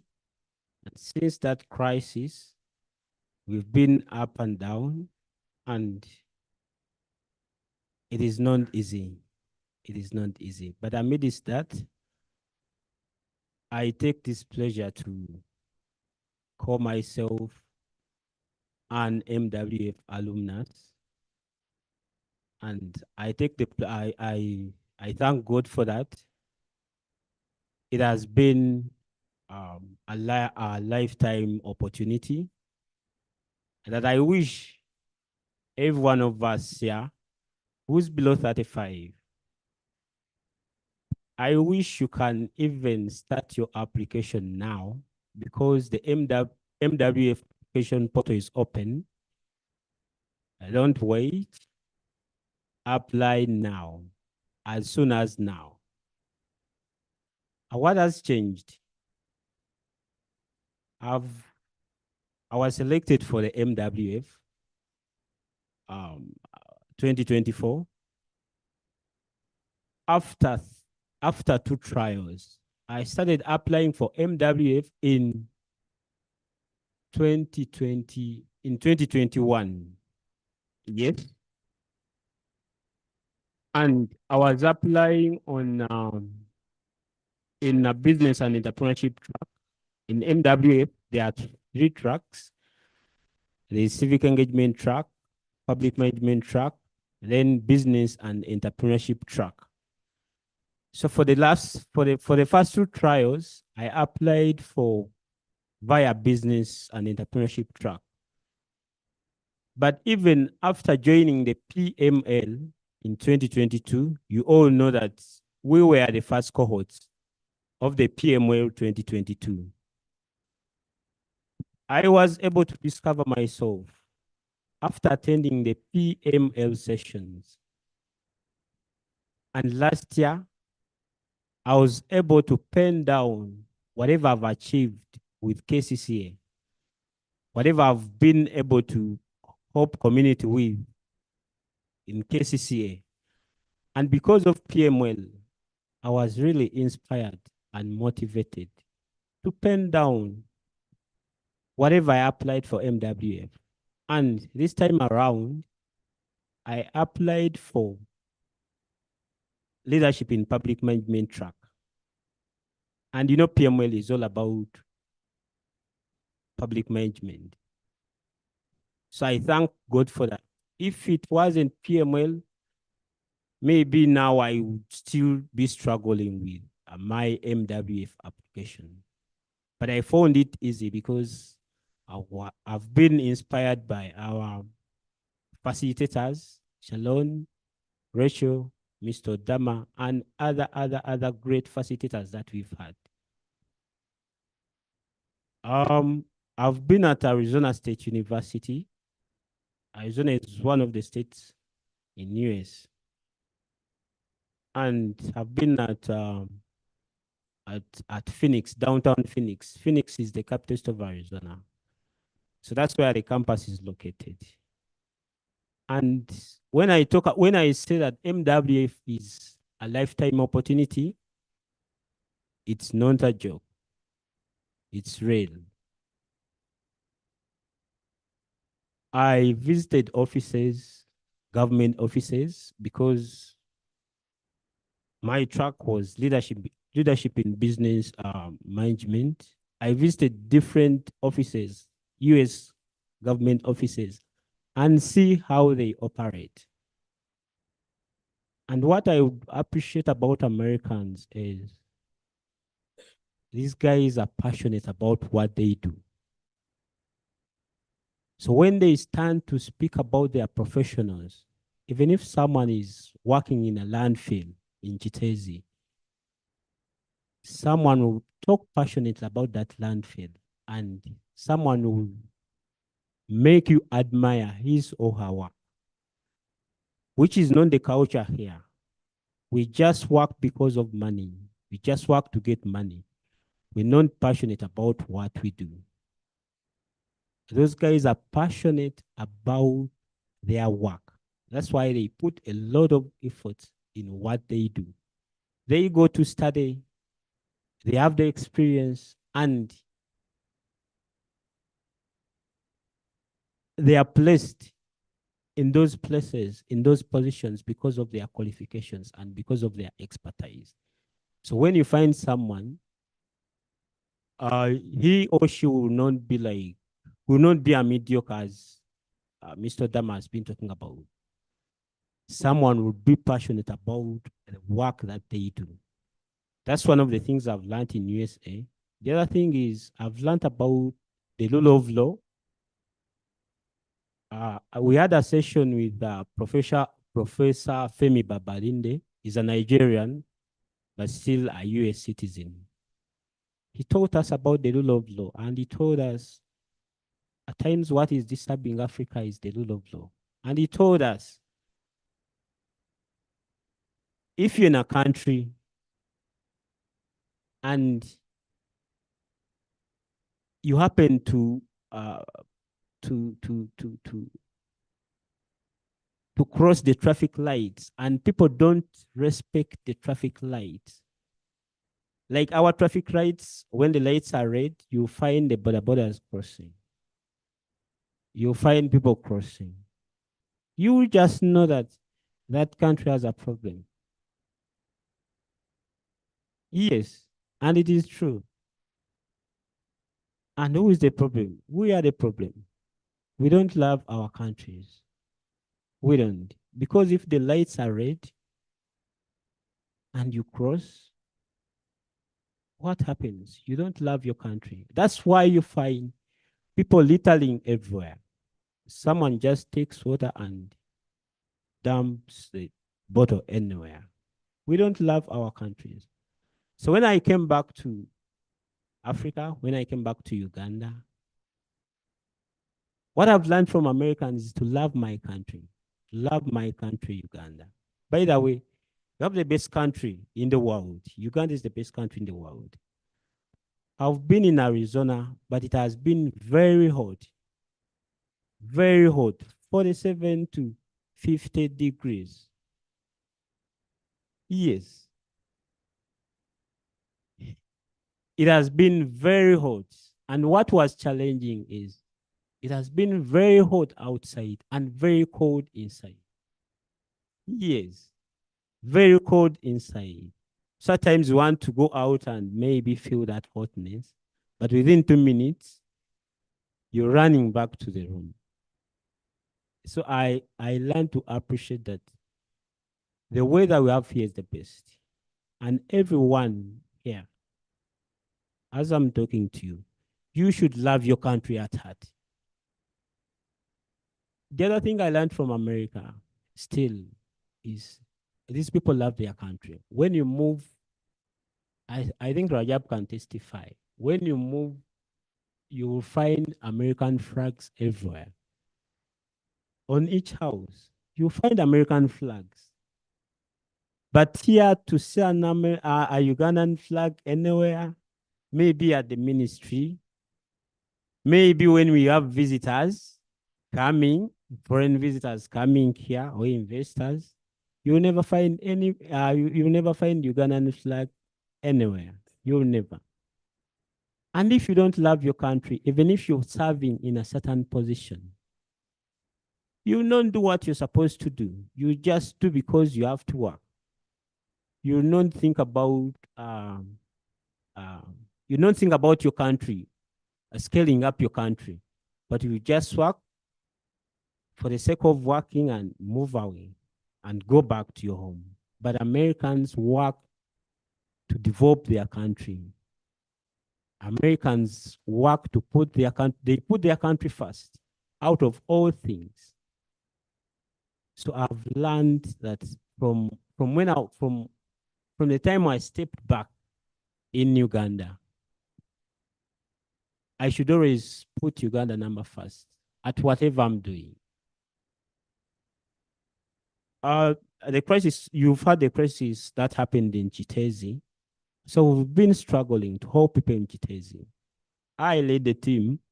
I work in Natete Market, but I led the team in Lubaga division to collect food, loads, and other items to take them to the people of Chitezi. Because that's what I have to do. I don't have money that I'm going to contribute maybe 150 bags of posho, but I do the little that I can do. And that's how Americans do their things. We went to homes. I mean, not homes. We went to organizations that send, how should I call it? That send maybe food, clothes, medical materials, relief to African countries. And you find a 70-year-old American volunteering. A 70-year-old volunteering. Someone is stepping up to hold. And I was like, it's hard to find a 70-year-old Ugandan volunteering to help maybe communities. Why? So right now, because of MWF, I have like 1,000 ideas rotating in my head. So if you are here and you're 18 to 35, your life will never be the same. If you attend MWF and you come back to your country the same way you went to US, then you are the problem. You are the problem. I know now Timothy is wondering the accent has even changed. Yes. You can't come back the same when you go to US. So I've learned a lot. Those are just few out of 100. I've just given you like 2%. Yes, but I have a lot in my head. Thank you so much. Thank you very much, Jack. That is quite something. So let's also allow Rajab to give us his version of what he feels after returning, and then we shall have questions. Thank you. Thank you so much, Rachel. And Mandela Washington Fellow Jack. You know, when you come back, you're no longer Jack.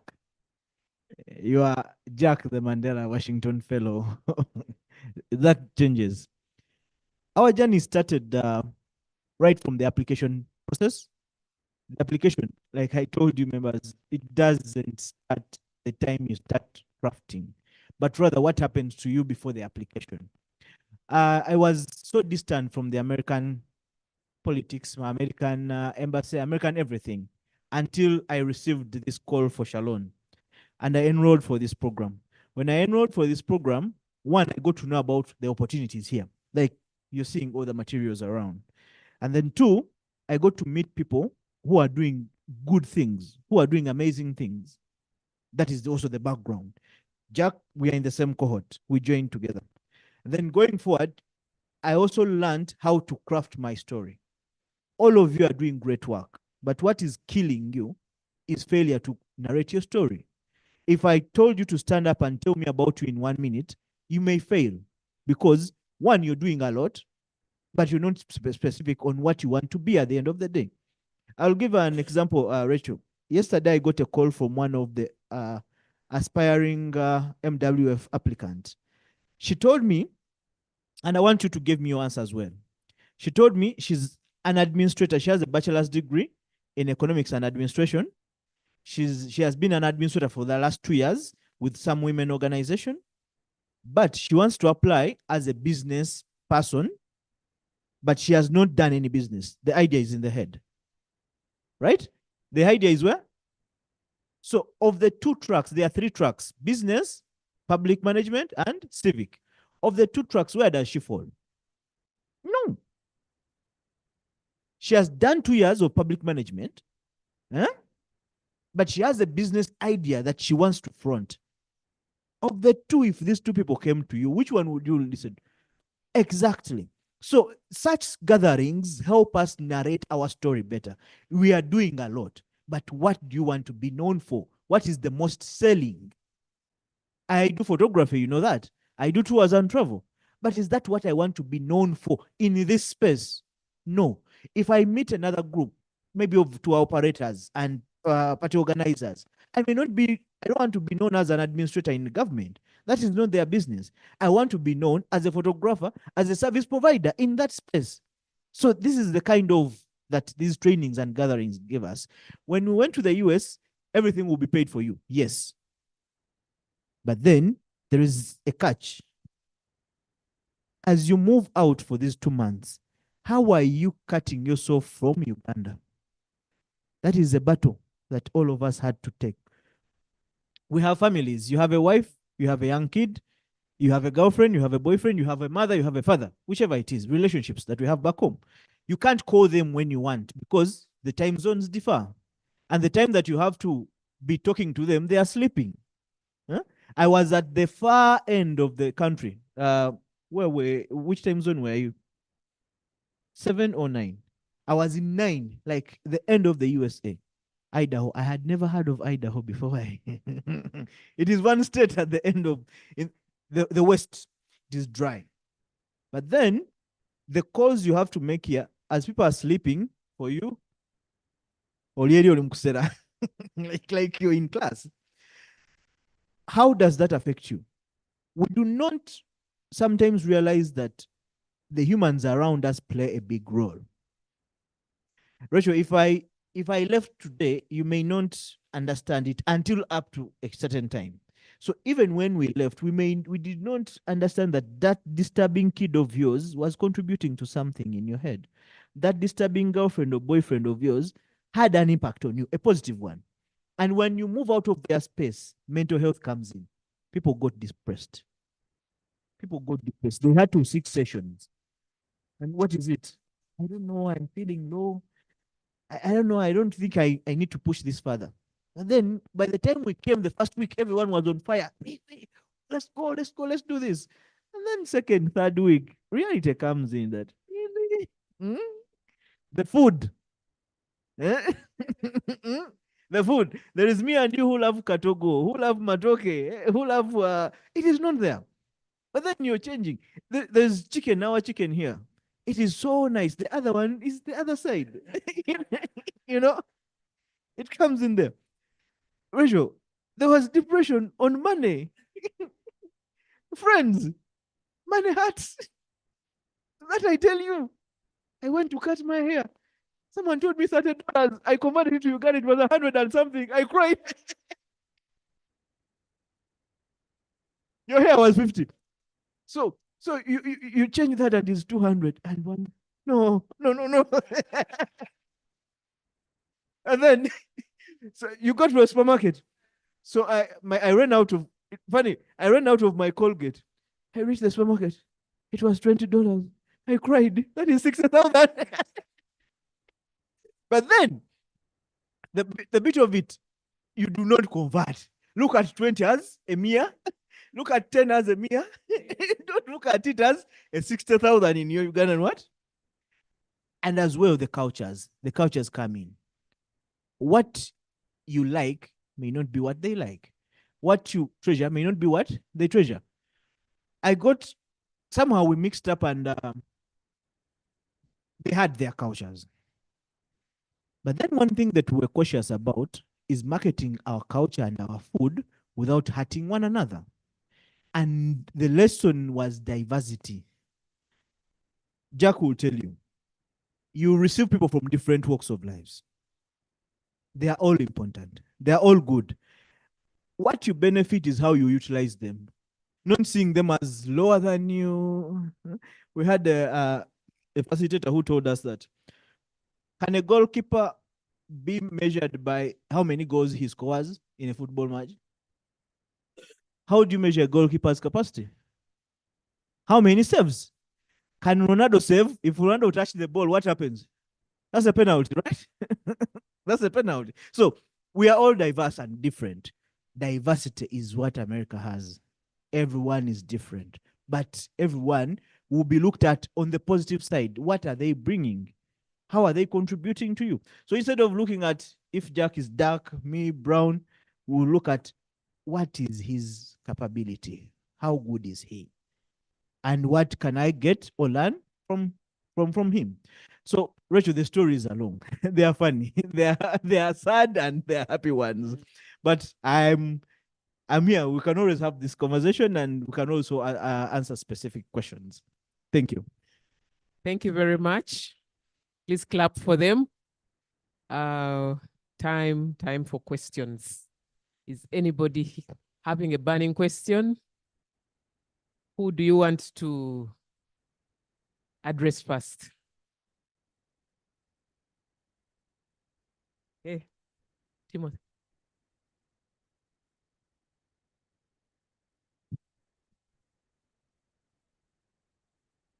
Okay, with regard to the chronic disease of staying in positions, and as we have thought that, you know, the position is a place to start, not to stay. So how did you find them they are dealing with such conception? I mean, the Americans dealing with, are they staying in positions, or they are flying? Thank you. Personally, on that, I'll tell you one thing that I learned as well. Some of the things that you learn from these exchange programs are not things you can write down, but rather through affiliation, you realize, like the traffic lights, the stop signs. You may not write that down. It's not even in the curriculum. But then, as you're moving, people in the supermarket, Rachel, people in the supermarket, those going this side will walk this side in the supermarket. And those coming from this side will walk this side. That is not written anywhere. No one cuts a line.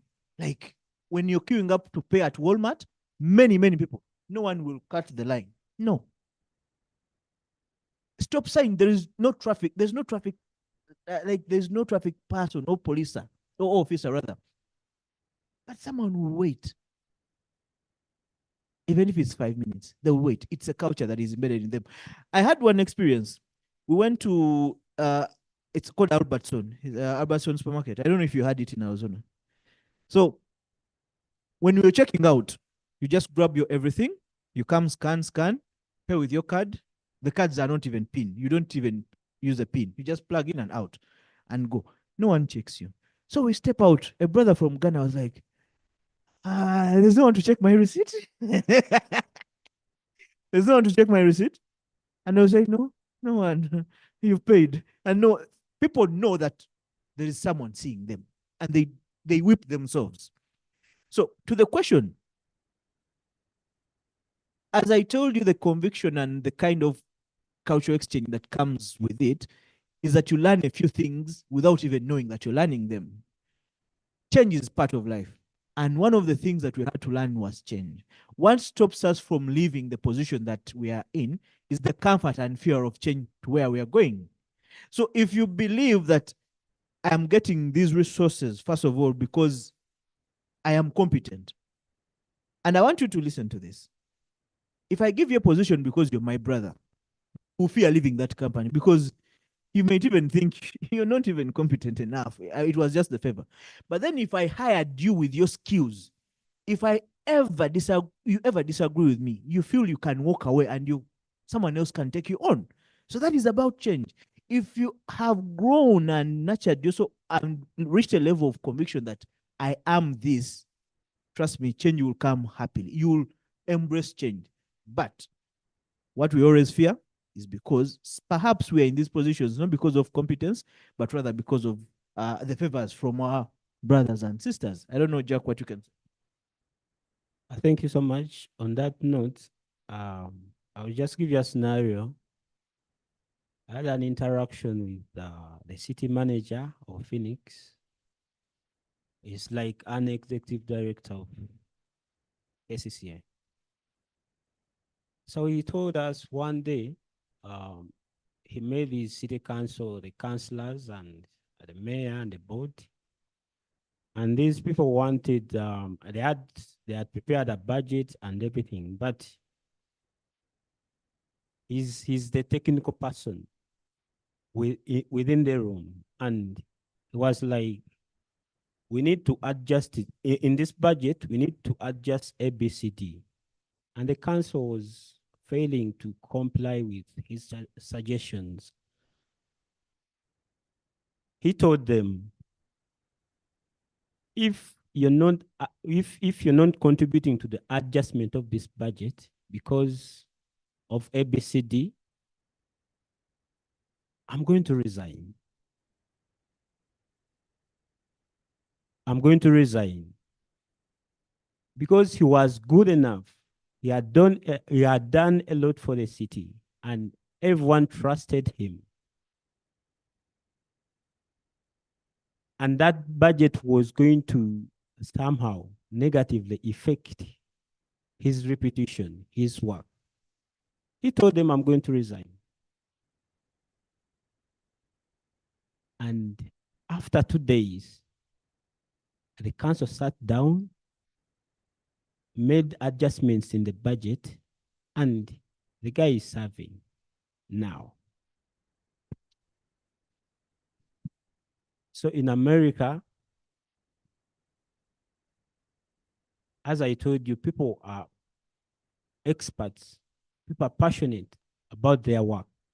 That if you try even to,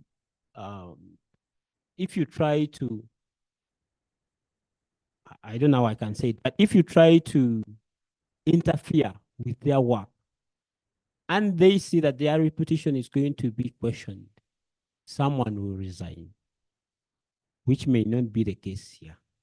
Yes. So that's the scenario I can give you. Thank you.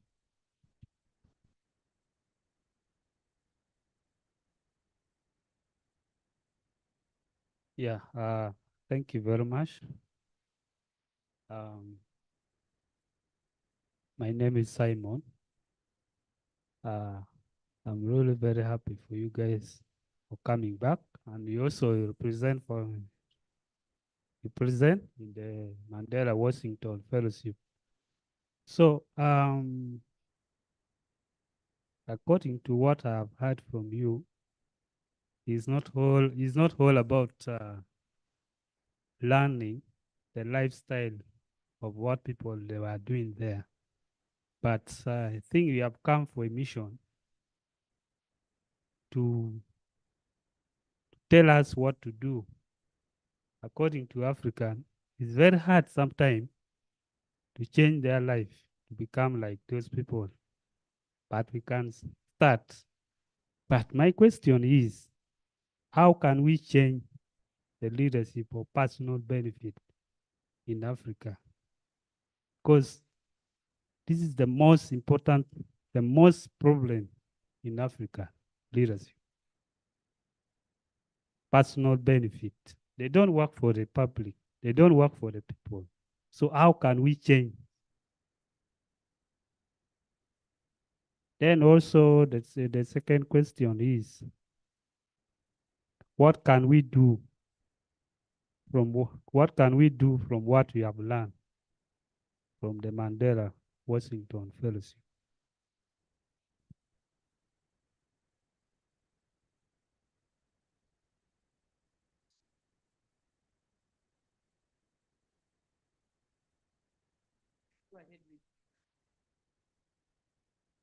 Yeah, let me try to answer the first question. I think what you can do is, it's my work, it's your work, it's our work. when we come back from MWF, you all know that Shalon was a 2016 MWF fellow. And she came up with the idea of starting up the PML program. If all of us can start such initiatives, we can change Africa. It is not rocket science. Actually, the alumni coordinator at the US Embassy was like, America is not doing something different. They are not doing things differently. What they do, we can also manage. But when you come back from MWF, you come up with a lot of ideas, and at times you're energized. You feel like you can even rule this country. Yes, but you start small. You start small with such initiatives. What I urge you to do is, if you're here, go and start something in your community. Even if you don't start something in your community, inspire someone to apply for such opportunities like MWF. Right now, I have 2 people who applied for Yala and they have gone through. I found one when I had gone to TESO for the US Exchange Outreach Program. She didn't know anything about Yali, but right now, I helped her to apply for Yali. You all know Yali, Regional Leadership Center of East Africa. She's even started the training. Was it yesterday? Yes. If we can help our fellow Africans to go for such opportunities, if you can start such initiatives, if you can inspire 1 or 2 people, and the rest will be history. Thank you so much. We have some yearly members here those who have succeeded in the current yearly. Do we have one? Sherrod, who is Sherrod? You're successful, right? When are you going? She's going to Kenya. She's ship 2, my ship. I take pride in that at least we walked the journey. I'm not the best, but knowing a few things and sharing them with people like them, and they apply and they succeed, it is the best you can do. And then members, do not duplicate. Not everyone will do what Shalon is doing. No. And it's not even my goal. He's in Kasasiro. He's not going to bring everyone in Kasasiro. Like, he's not going to do something like this. His passion is in waste management.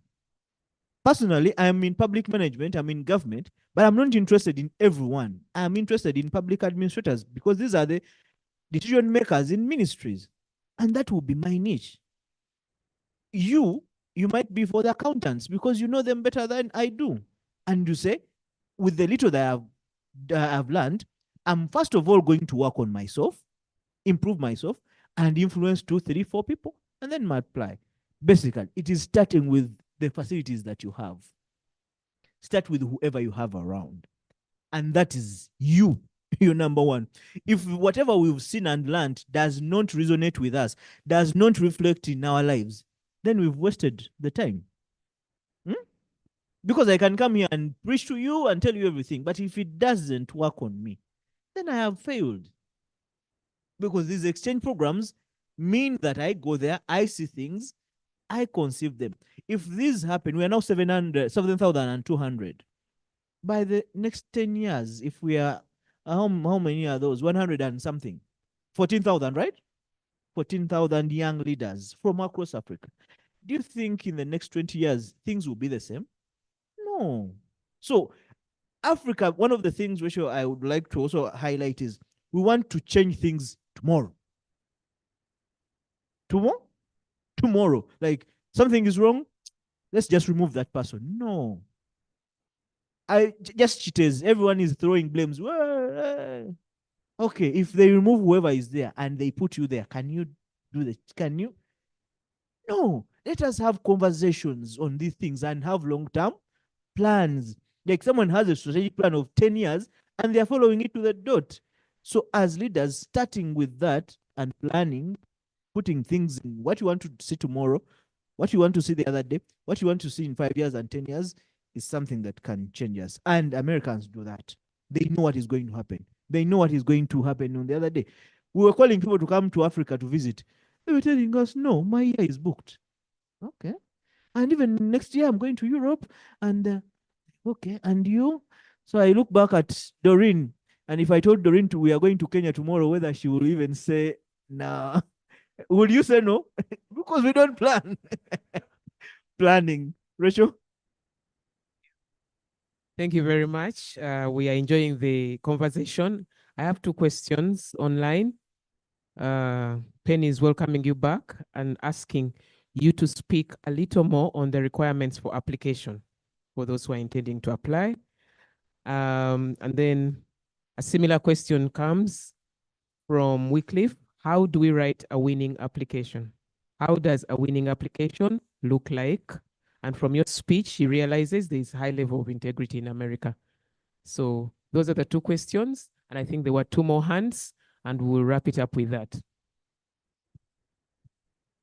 Okay. You're going to answer that, or I can. Okay. Thank you so much. What are the requirements for the application? Yeah, we've had so many questions about the same. And one also asked, I'm a senior to drop out. Can I apply? So the requirements are, if you're 18 to 35, and if you're below 35, if you're below 25, you have to be extra good. You have to be doing something extra good. Otherwise, they select from 25 to 35. But if you're below 25, you have to be smart. You have to be extra good. And it doesn't matter whether you have a bachelor's, whether you have a master's, a PhD, or you're senior to drop out. So long as you can speak English, it doesn't limit you to apply. Because the application is in English. Even the French-speaking people, if you only know French and you don't know English, it's hard for you to apply. So if you can speak the best English, then you can apply. It doesn't matter whether you senior 4, senior 2, senior 6, doesn't matter. And the other thing is, how can you write the best application? I had issues with doing my first 2 trials on the application for the 2022, 2021 and 2022. I would apply in one day. I would just wake up, start on this application, and at the end of the day, I do my submission. That was me. But I was intentional last year because you know the privileges of PML. They taught us about intentionality. And even when I was applying last year, I knew I was going to America. Why? Because I was intentional about it. How? I spent a lot of time on my application. Even before the application portal opened, I was on my application. So by the time the application portal opened, at least I'd done 90% of what I was supposed to do. And it didn't end there. I got 3 guys to review my application. Among the fellows, among the alumni, because you all know I'm into the alumni community. I'm the events and outreach coordinator for US Exchange Alumni Network Uganda. So I knew guys who could help me to review my application and give me and give me the honest feedback with my application. I did that. One of the people was Faizo, reviewed my application. I went to Goreti Biomide, reviewed my application, and Amos Chiinji. After Amos Chiinji, I was like, if I let more people to review my application, they will just complicate my mind. I stopped at that. So why people don't go through is at times you make your application and even fear to send it to people to review it. You yourself, you don't trust your application or your English or anything. I don't know. I know on this call there are people who have applied for 5 times. But it may be hard for someone to send Shalon her applications to review. Because at times you send your application and the feedback would be like,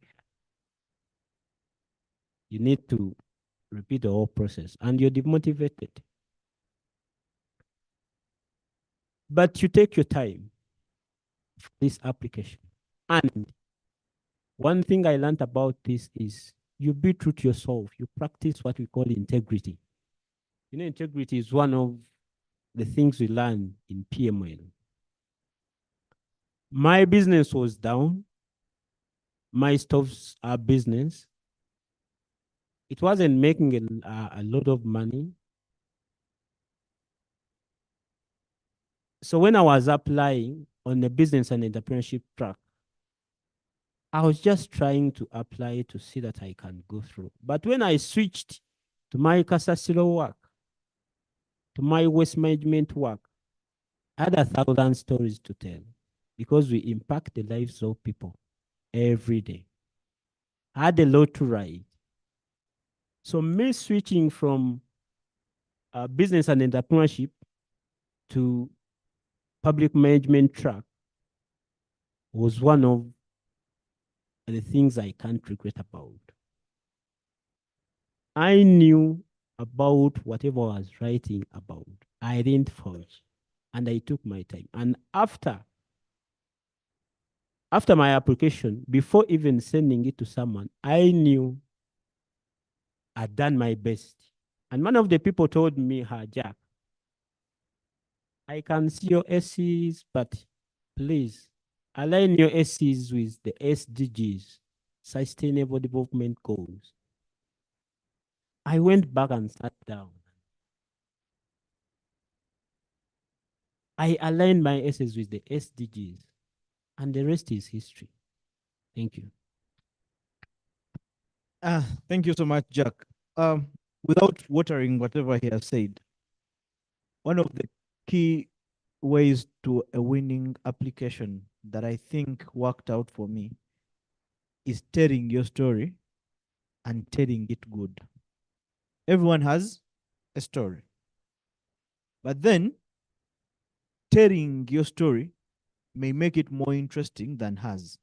And you might even win a grant, yet yours is just the story, hers is even more impactful. Like I said earlier, we do a lot, but we do not document. If I asked you in your organization how many people you've touched, today you may not have a track of that. But then this application wants empirical evidence. I have done this, I am doing this, and I intend to do this. Like, have a storyline. I have done this in the previous 1 year. I am doing this, and I intend to. Do you have a life goal? Do you know where you're going, or you're just earning money at your workplace? Simple things. We all go, we just work because you have the job. But then at the end of the day, what do you want to achieve? What do you want to be known for as the person? And this is the story you're talking about. And also the question has many sub-questions. Do not neglect any. And do not answer them independently. But rather, there should be a chronological flow. How one goes into the other. It is a long question. It has this and that. But it has to be flowing. It has to be connecting. And do not start with business on the top, put in management, public management somewhere, and then want to be called a civic, an activist, climate. He's in Kasasuro, yes. But look at this. As a stove person, briquettes from waste management, right? That is business. Then as a sanitation officer somewhere, that is a public manager, right? And then a climate activist, so that climate is saved. At the end of the story, you're not, you're three people in one. Rather tell one story, let it flow, and let it have goals where you want it to go. And you shouldn't be just stopping at what you're doing, but rather what kind of impact. Then maybe one last aspect I need to put in is that out of your daily work, what other ways are you impacting community? There's a community question, and that is more voluntary. You might be a church leader, you might be a mosque leader, you might be this person, and PML is one of those voluntary things that you can talk about. No one is paying you to go to these schools. Did anyone give you any money? But how many people did you touch? If people change because of you, how many people will be how many names will be written against yours? I am inspired because Rachel stood in front of me. I'm inspired because Tim stood in front of me. Those are some of the things. So it is telling your story, telling it right, and having it flow from one to another.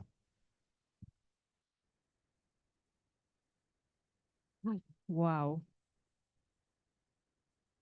Yeah, may I have one question for all of you? Now, yes, now, to you, Jab and Jackson, first of all, congratulations. You guys, you made it. My question is, for someone who hasn't worked with government and would like to also apply for MWF, but for the public management track, this person has gone through, okay, public management courses, and the same time, he or she has done public management work, but not necessarily government. Can she or he apply? I can give you a live example. In the Ugandan cohort, the people that went, I think, aren't we only two that work for government? Okay, Paul, Natasha, you, me, who else? I think that is it. Those are four. But we have Ivan Bohe, who is a lawyer, right? He was in public management. In my university, fully public management, I think I had two diplomats working with Ministry of Foreign Affairs, one in Marine, and I may not remember everything, but this is the answer. Public management is not all about you working for the government. No. It is about you serving the public. Your decision as the center manager of this place is going to affect us, everyone who is going to come here. In your NGO, actually, even in the NGO, there is public management. It is yes civic in nature, but then the leadership in you, the decisions you make as a leader of that NGO. So you can even be the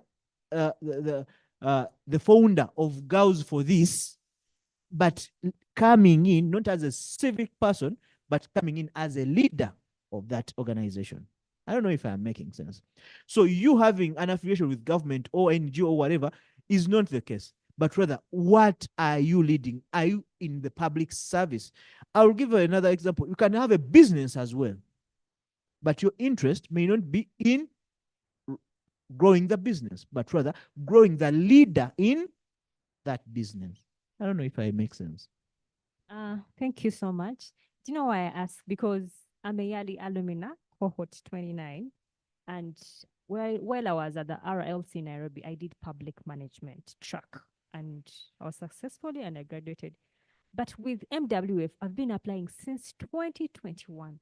2021, I was rejected. 2022, I went for the interviews, but I stopped there. 2023, I didn't hear any email apart from a rejection email. This comes 2024 again, still public management. What advice do you give me? Because I want to try it again. Thank you. I need to array some of, or to put down a few of our expectations. Members, each year that you apply is different from the previous year. Each year that you apply is different from the previous year. You might be competing with Jack and Rajab today. Tomorrow we bring another brand, super. Huh? So yours, which even put you to the interview, this time does not even suffice anywhere. And then we have readers. These applications are read by different people all over the continent. And the way you impress me may not be the way you're going to impress her. That's why on the same panel, one judge can give 5 marks, another can give 7. I don't know if I make sense. And then even your story this time may not be catching the way it catched or it caught us last year. Last year, if today he wrote about Chitezi, it might be more catching. But next year, it may not be. Or if he wrote about it last year, Chitezi, it may not be catchy. But right now, if he did, it will be a winning one. So you applying and doing the things same way might not win you, but rather reading the environment and having the story aligned, more aligned, concreted, like know your story, be convicted, have that conviction with your story, let it flow. The reason you reach the panel, I believe you are good. That is the fact. But there are other good people, and you're not bad. If you don't get into the panel, you're not bad. But maybe your cohort that time, there were many better people. That's the thing. Yes, Doreen. I got to know about Doreen since 2020, since I joined DLE. Yeah, but at ASU, Arizona State University, we had a session about resilience. Yes. You never give up. You have to be resilient at all costs. 7 times. Yeah, 7 times. So you just have to be resilient. And you just have, Doreen, I think the advice I can give you is, after writing your application, go to Ivan Boy. Because that matters a lot. Go to Goretivio meeting. You know these people. Go to Amos Chienji.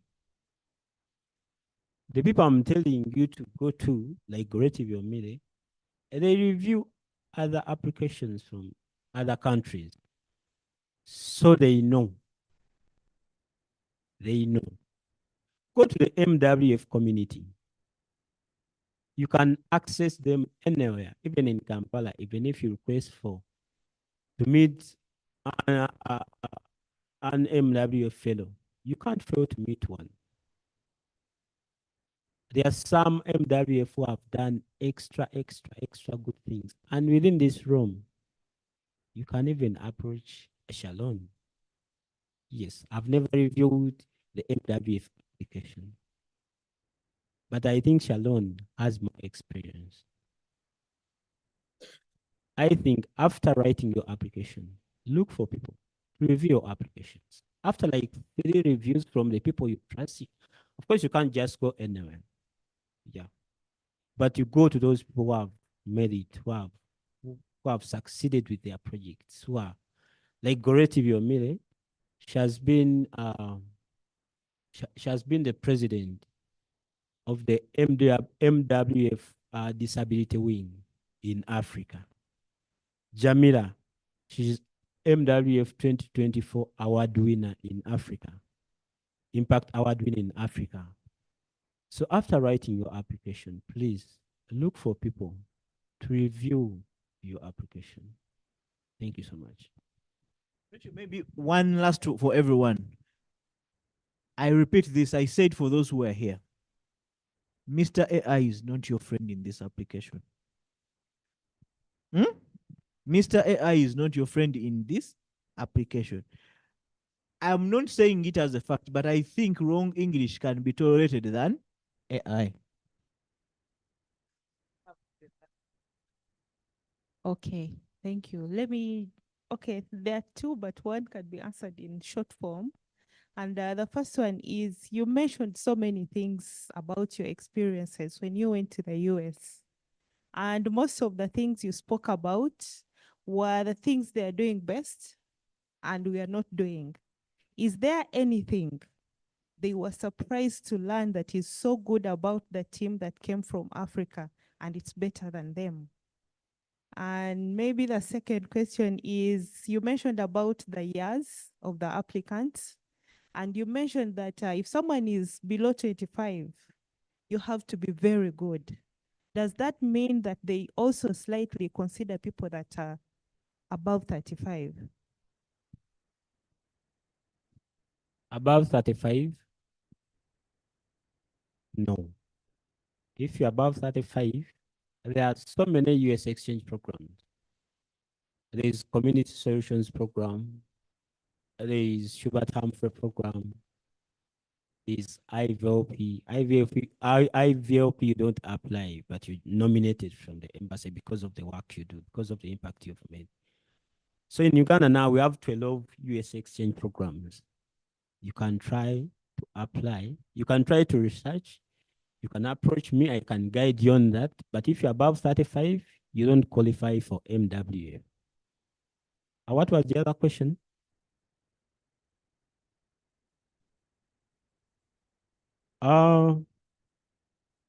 If you had to talk about the experiences in America, as I told you, I didn't even give you 2%. So there's a lot that we can't tell. We just pinched something for you guys. Otherwise, we've learned a lot from US and they have learned a lot from us. For example, on the culture day in US, many people didn't know about the Ugandan people. So many people didn't know about the Ugandan weather. And we told these people about Uganda. And one of the ladies, she's called DeSantis, she invited us for dinner. And she's soon coming to Uganda because she wants to experience whatever I taught her about Uganda. So they appreciated and they knew. And DeSantis told us what they knew about Uganda was seeing these kids not wearing clothes.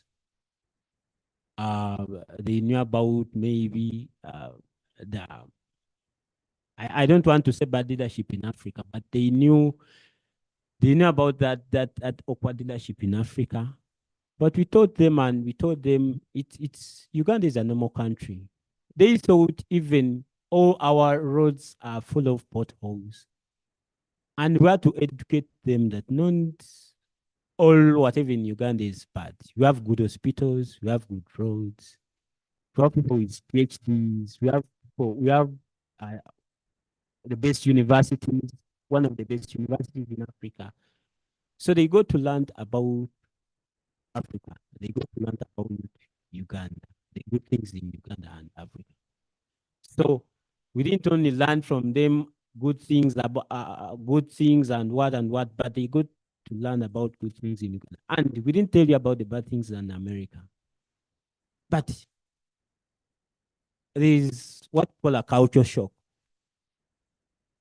In America, there is what we call individualism, whereby someone would just smile at you, but it's not meaning that, yeah, it stops at that.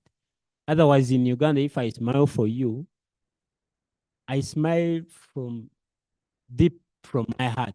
But in America, someone will just smile, and that's the end.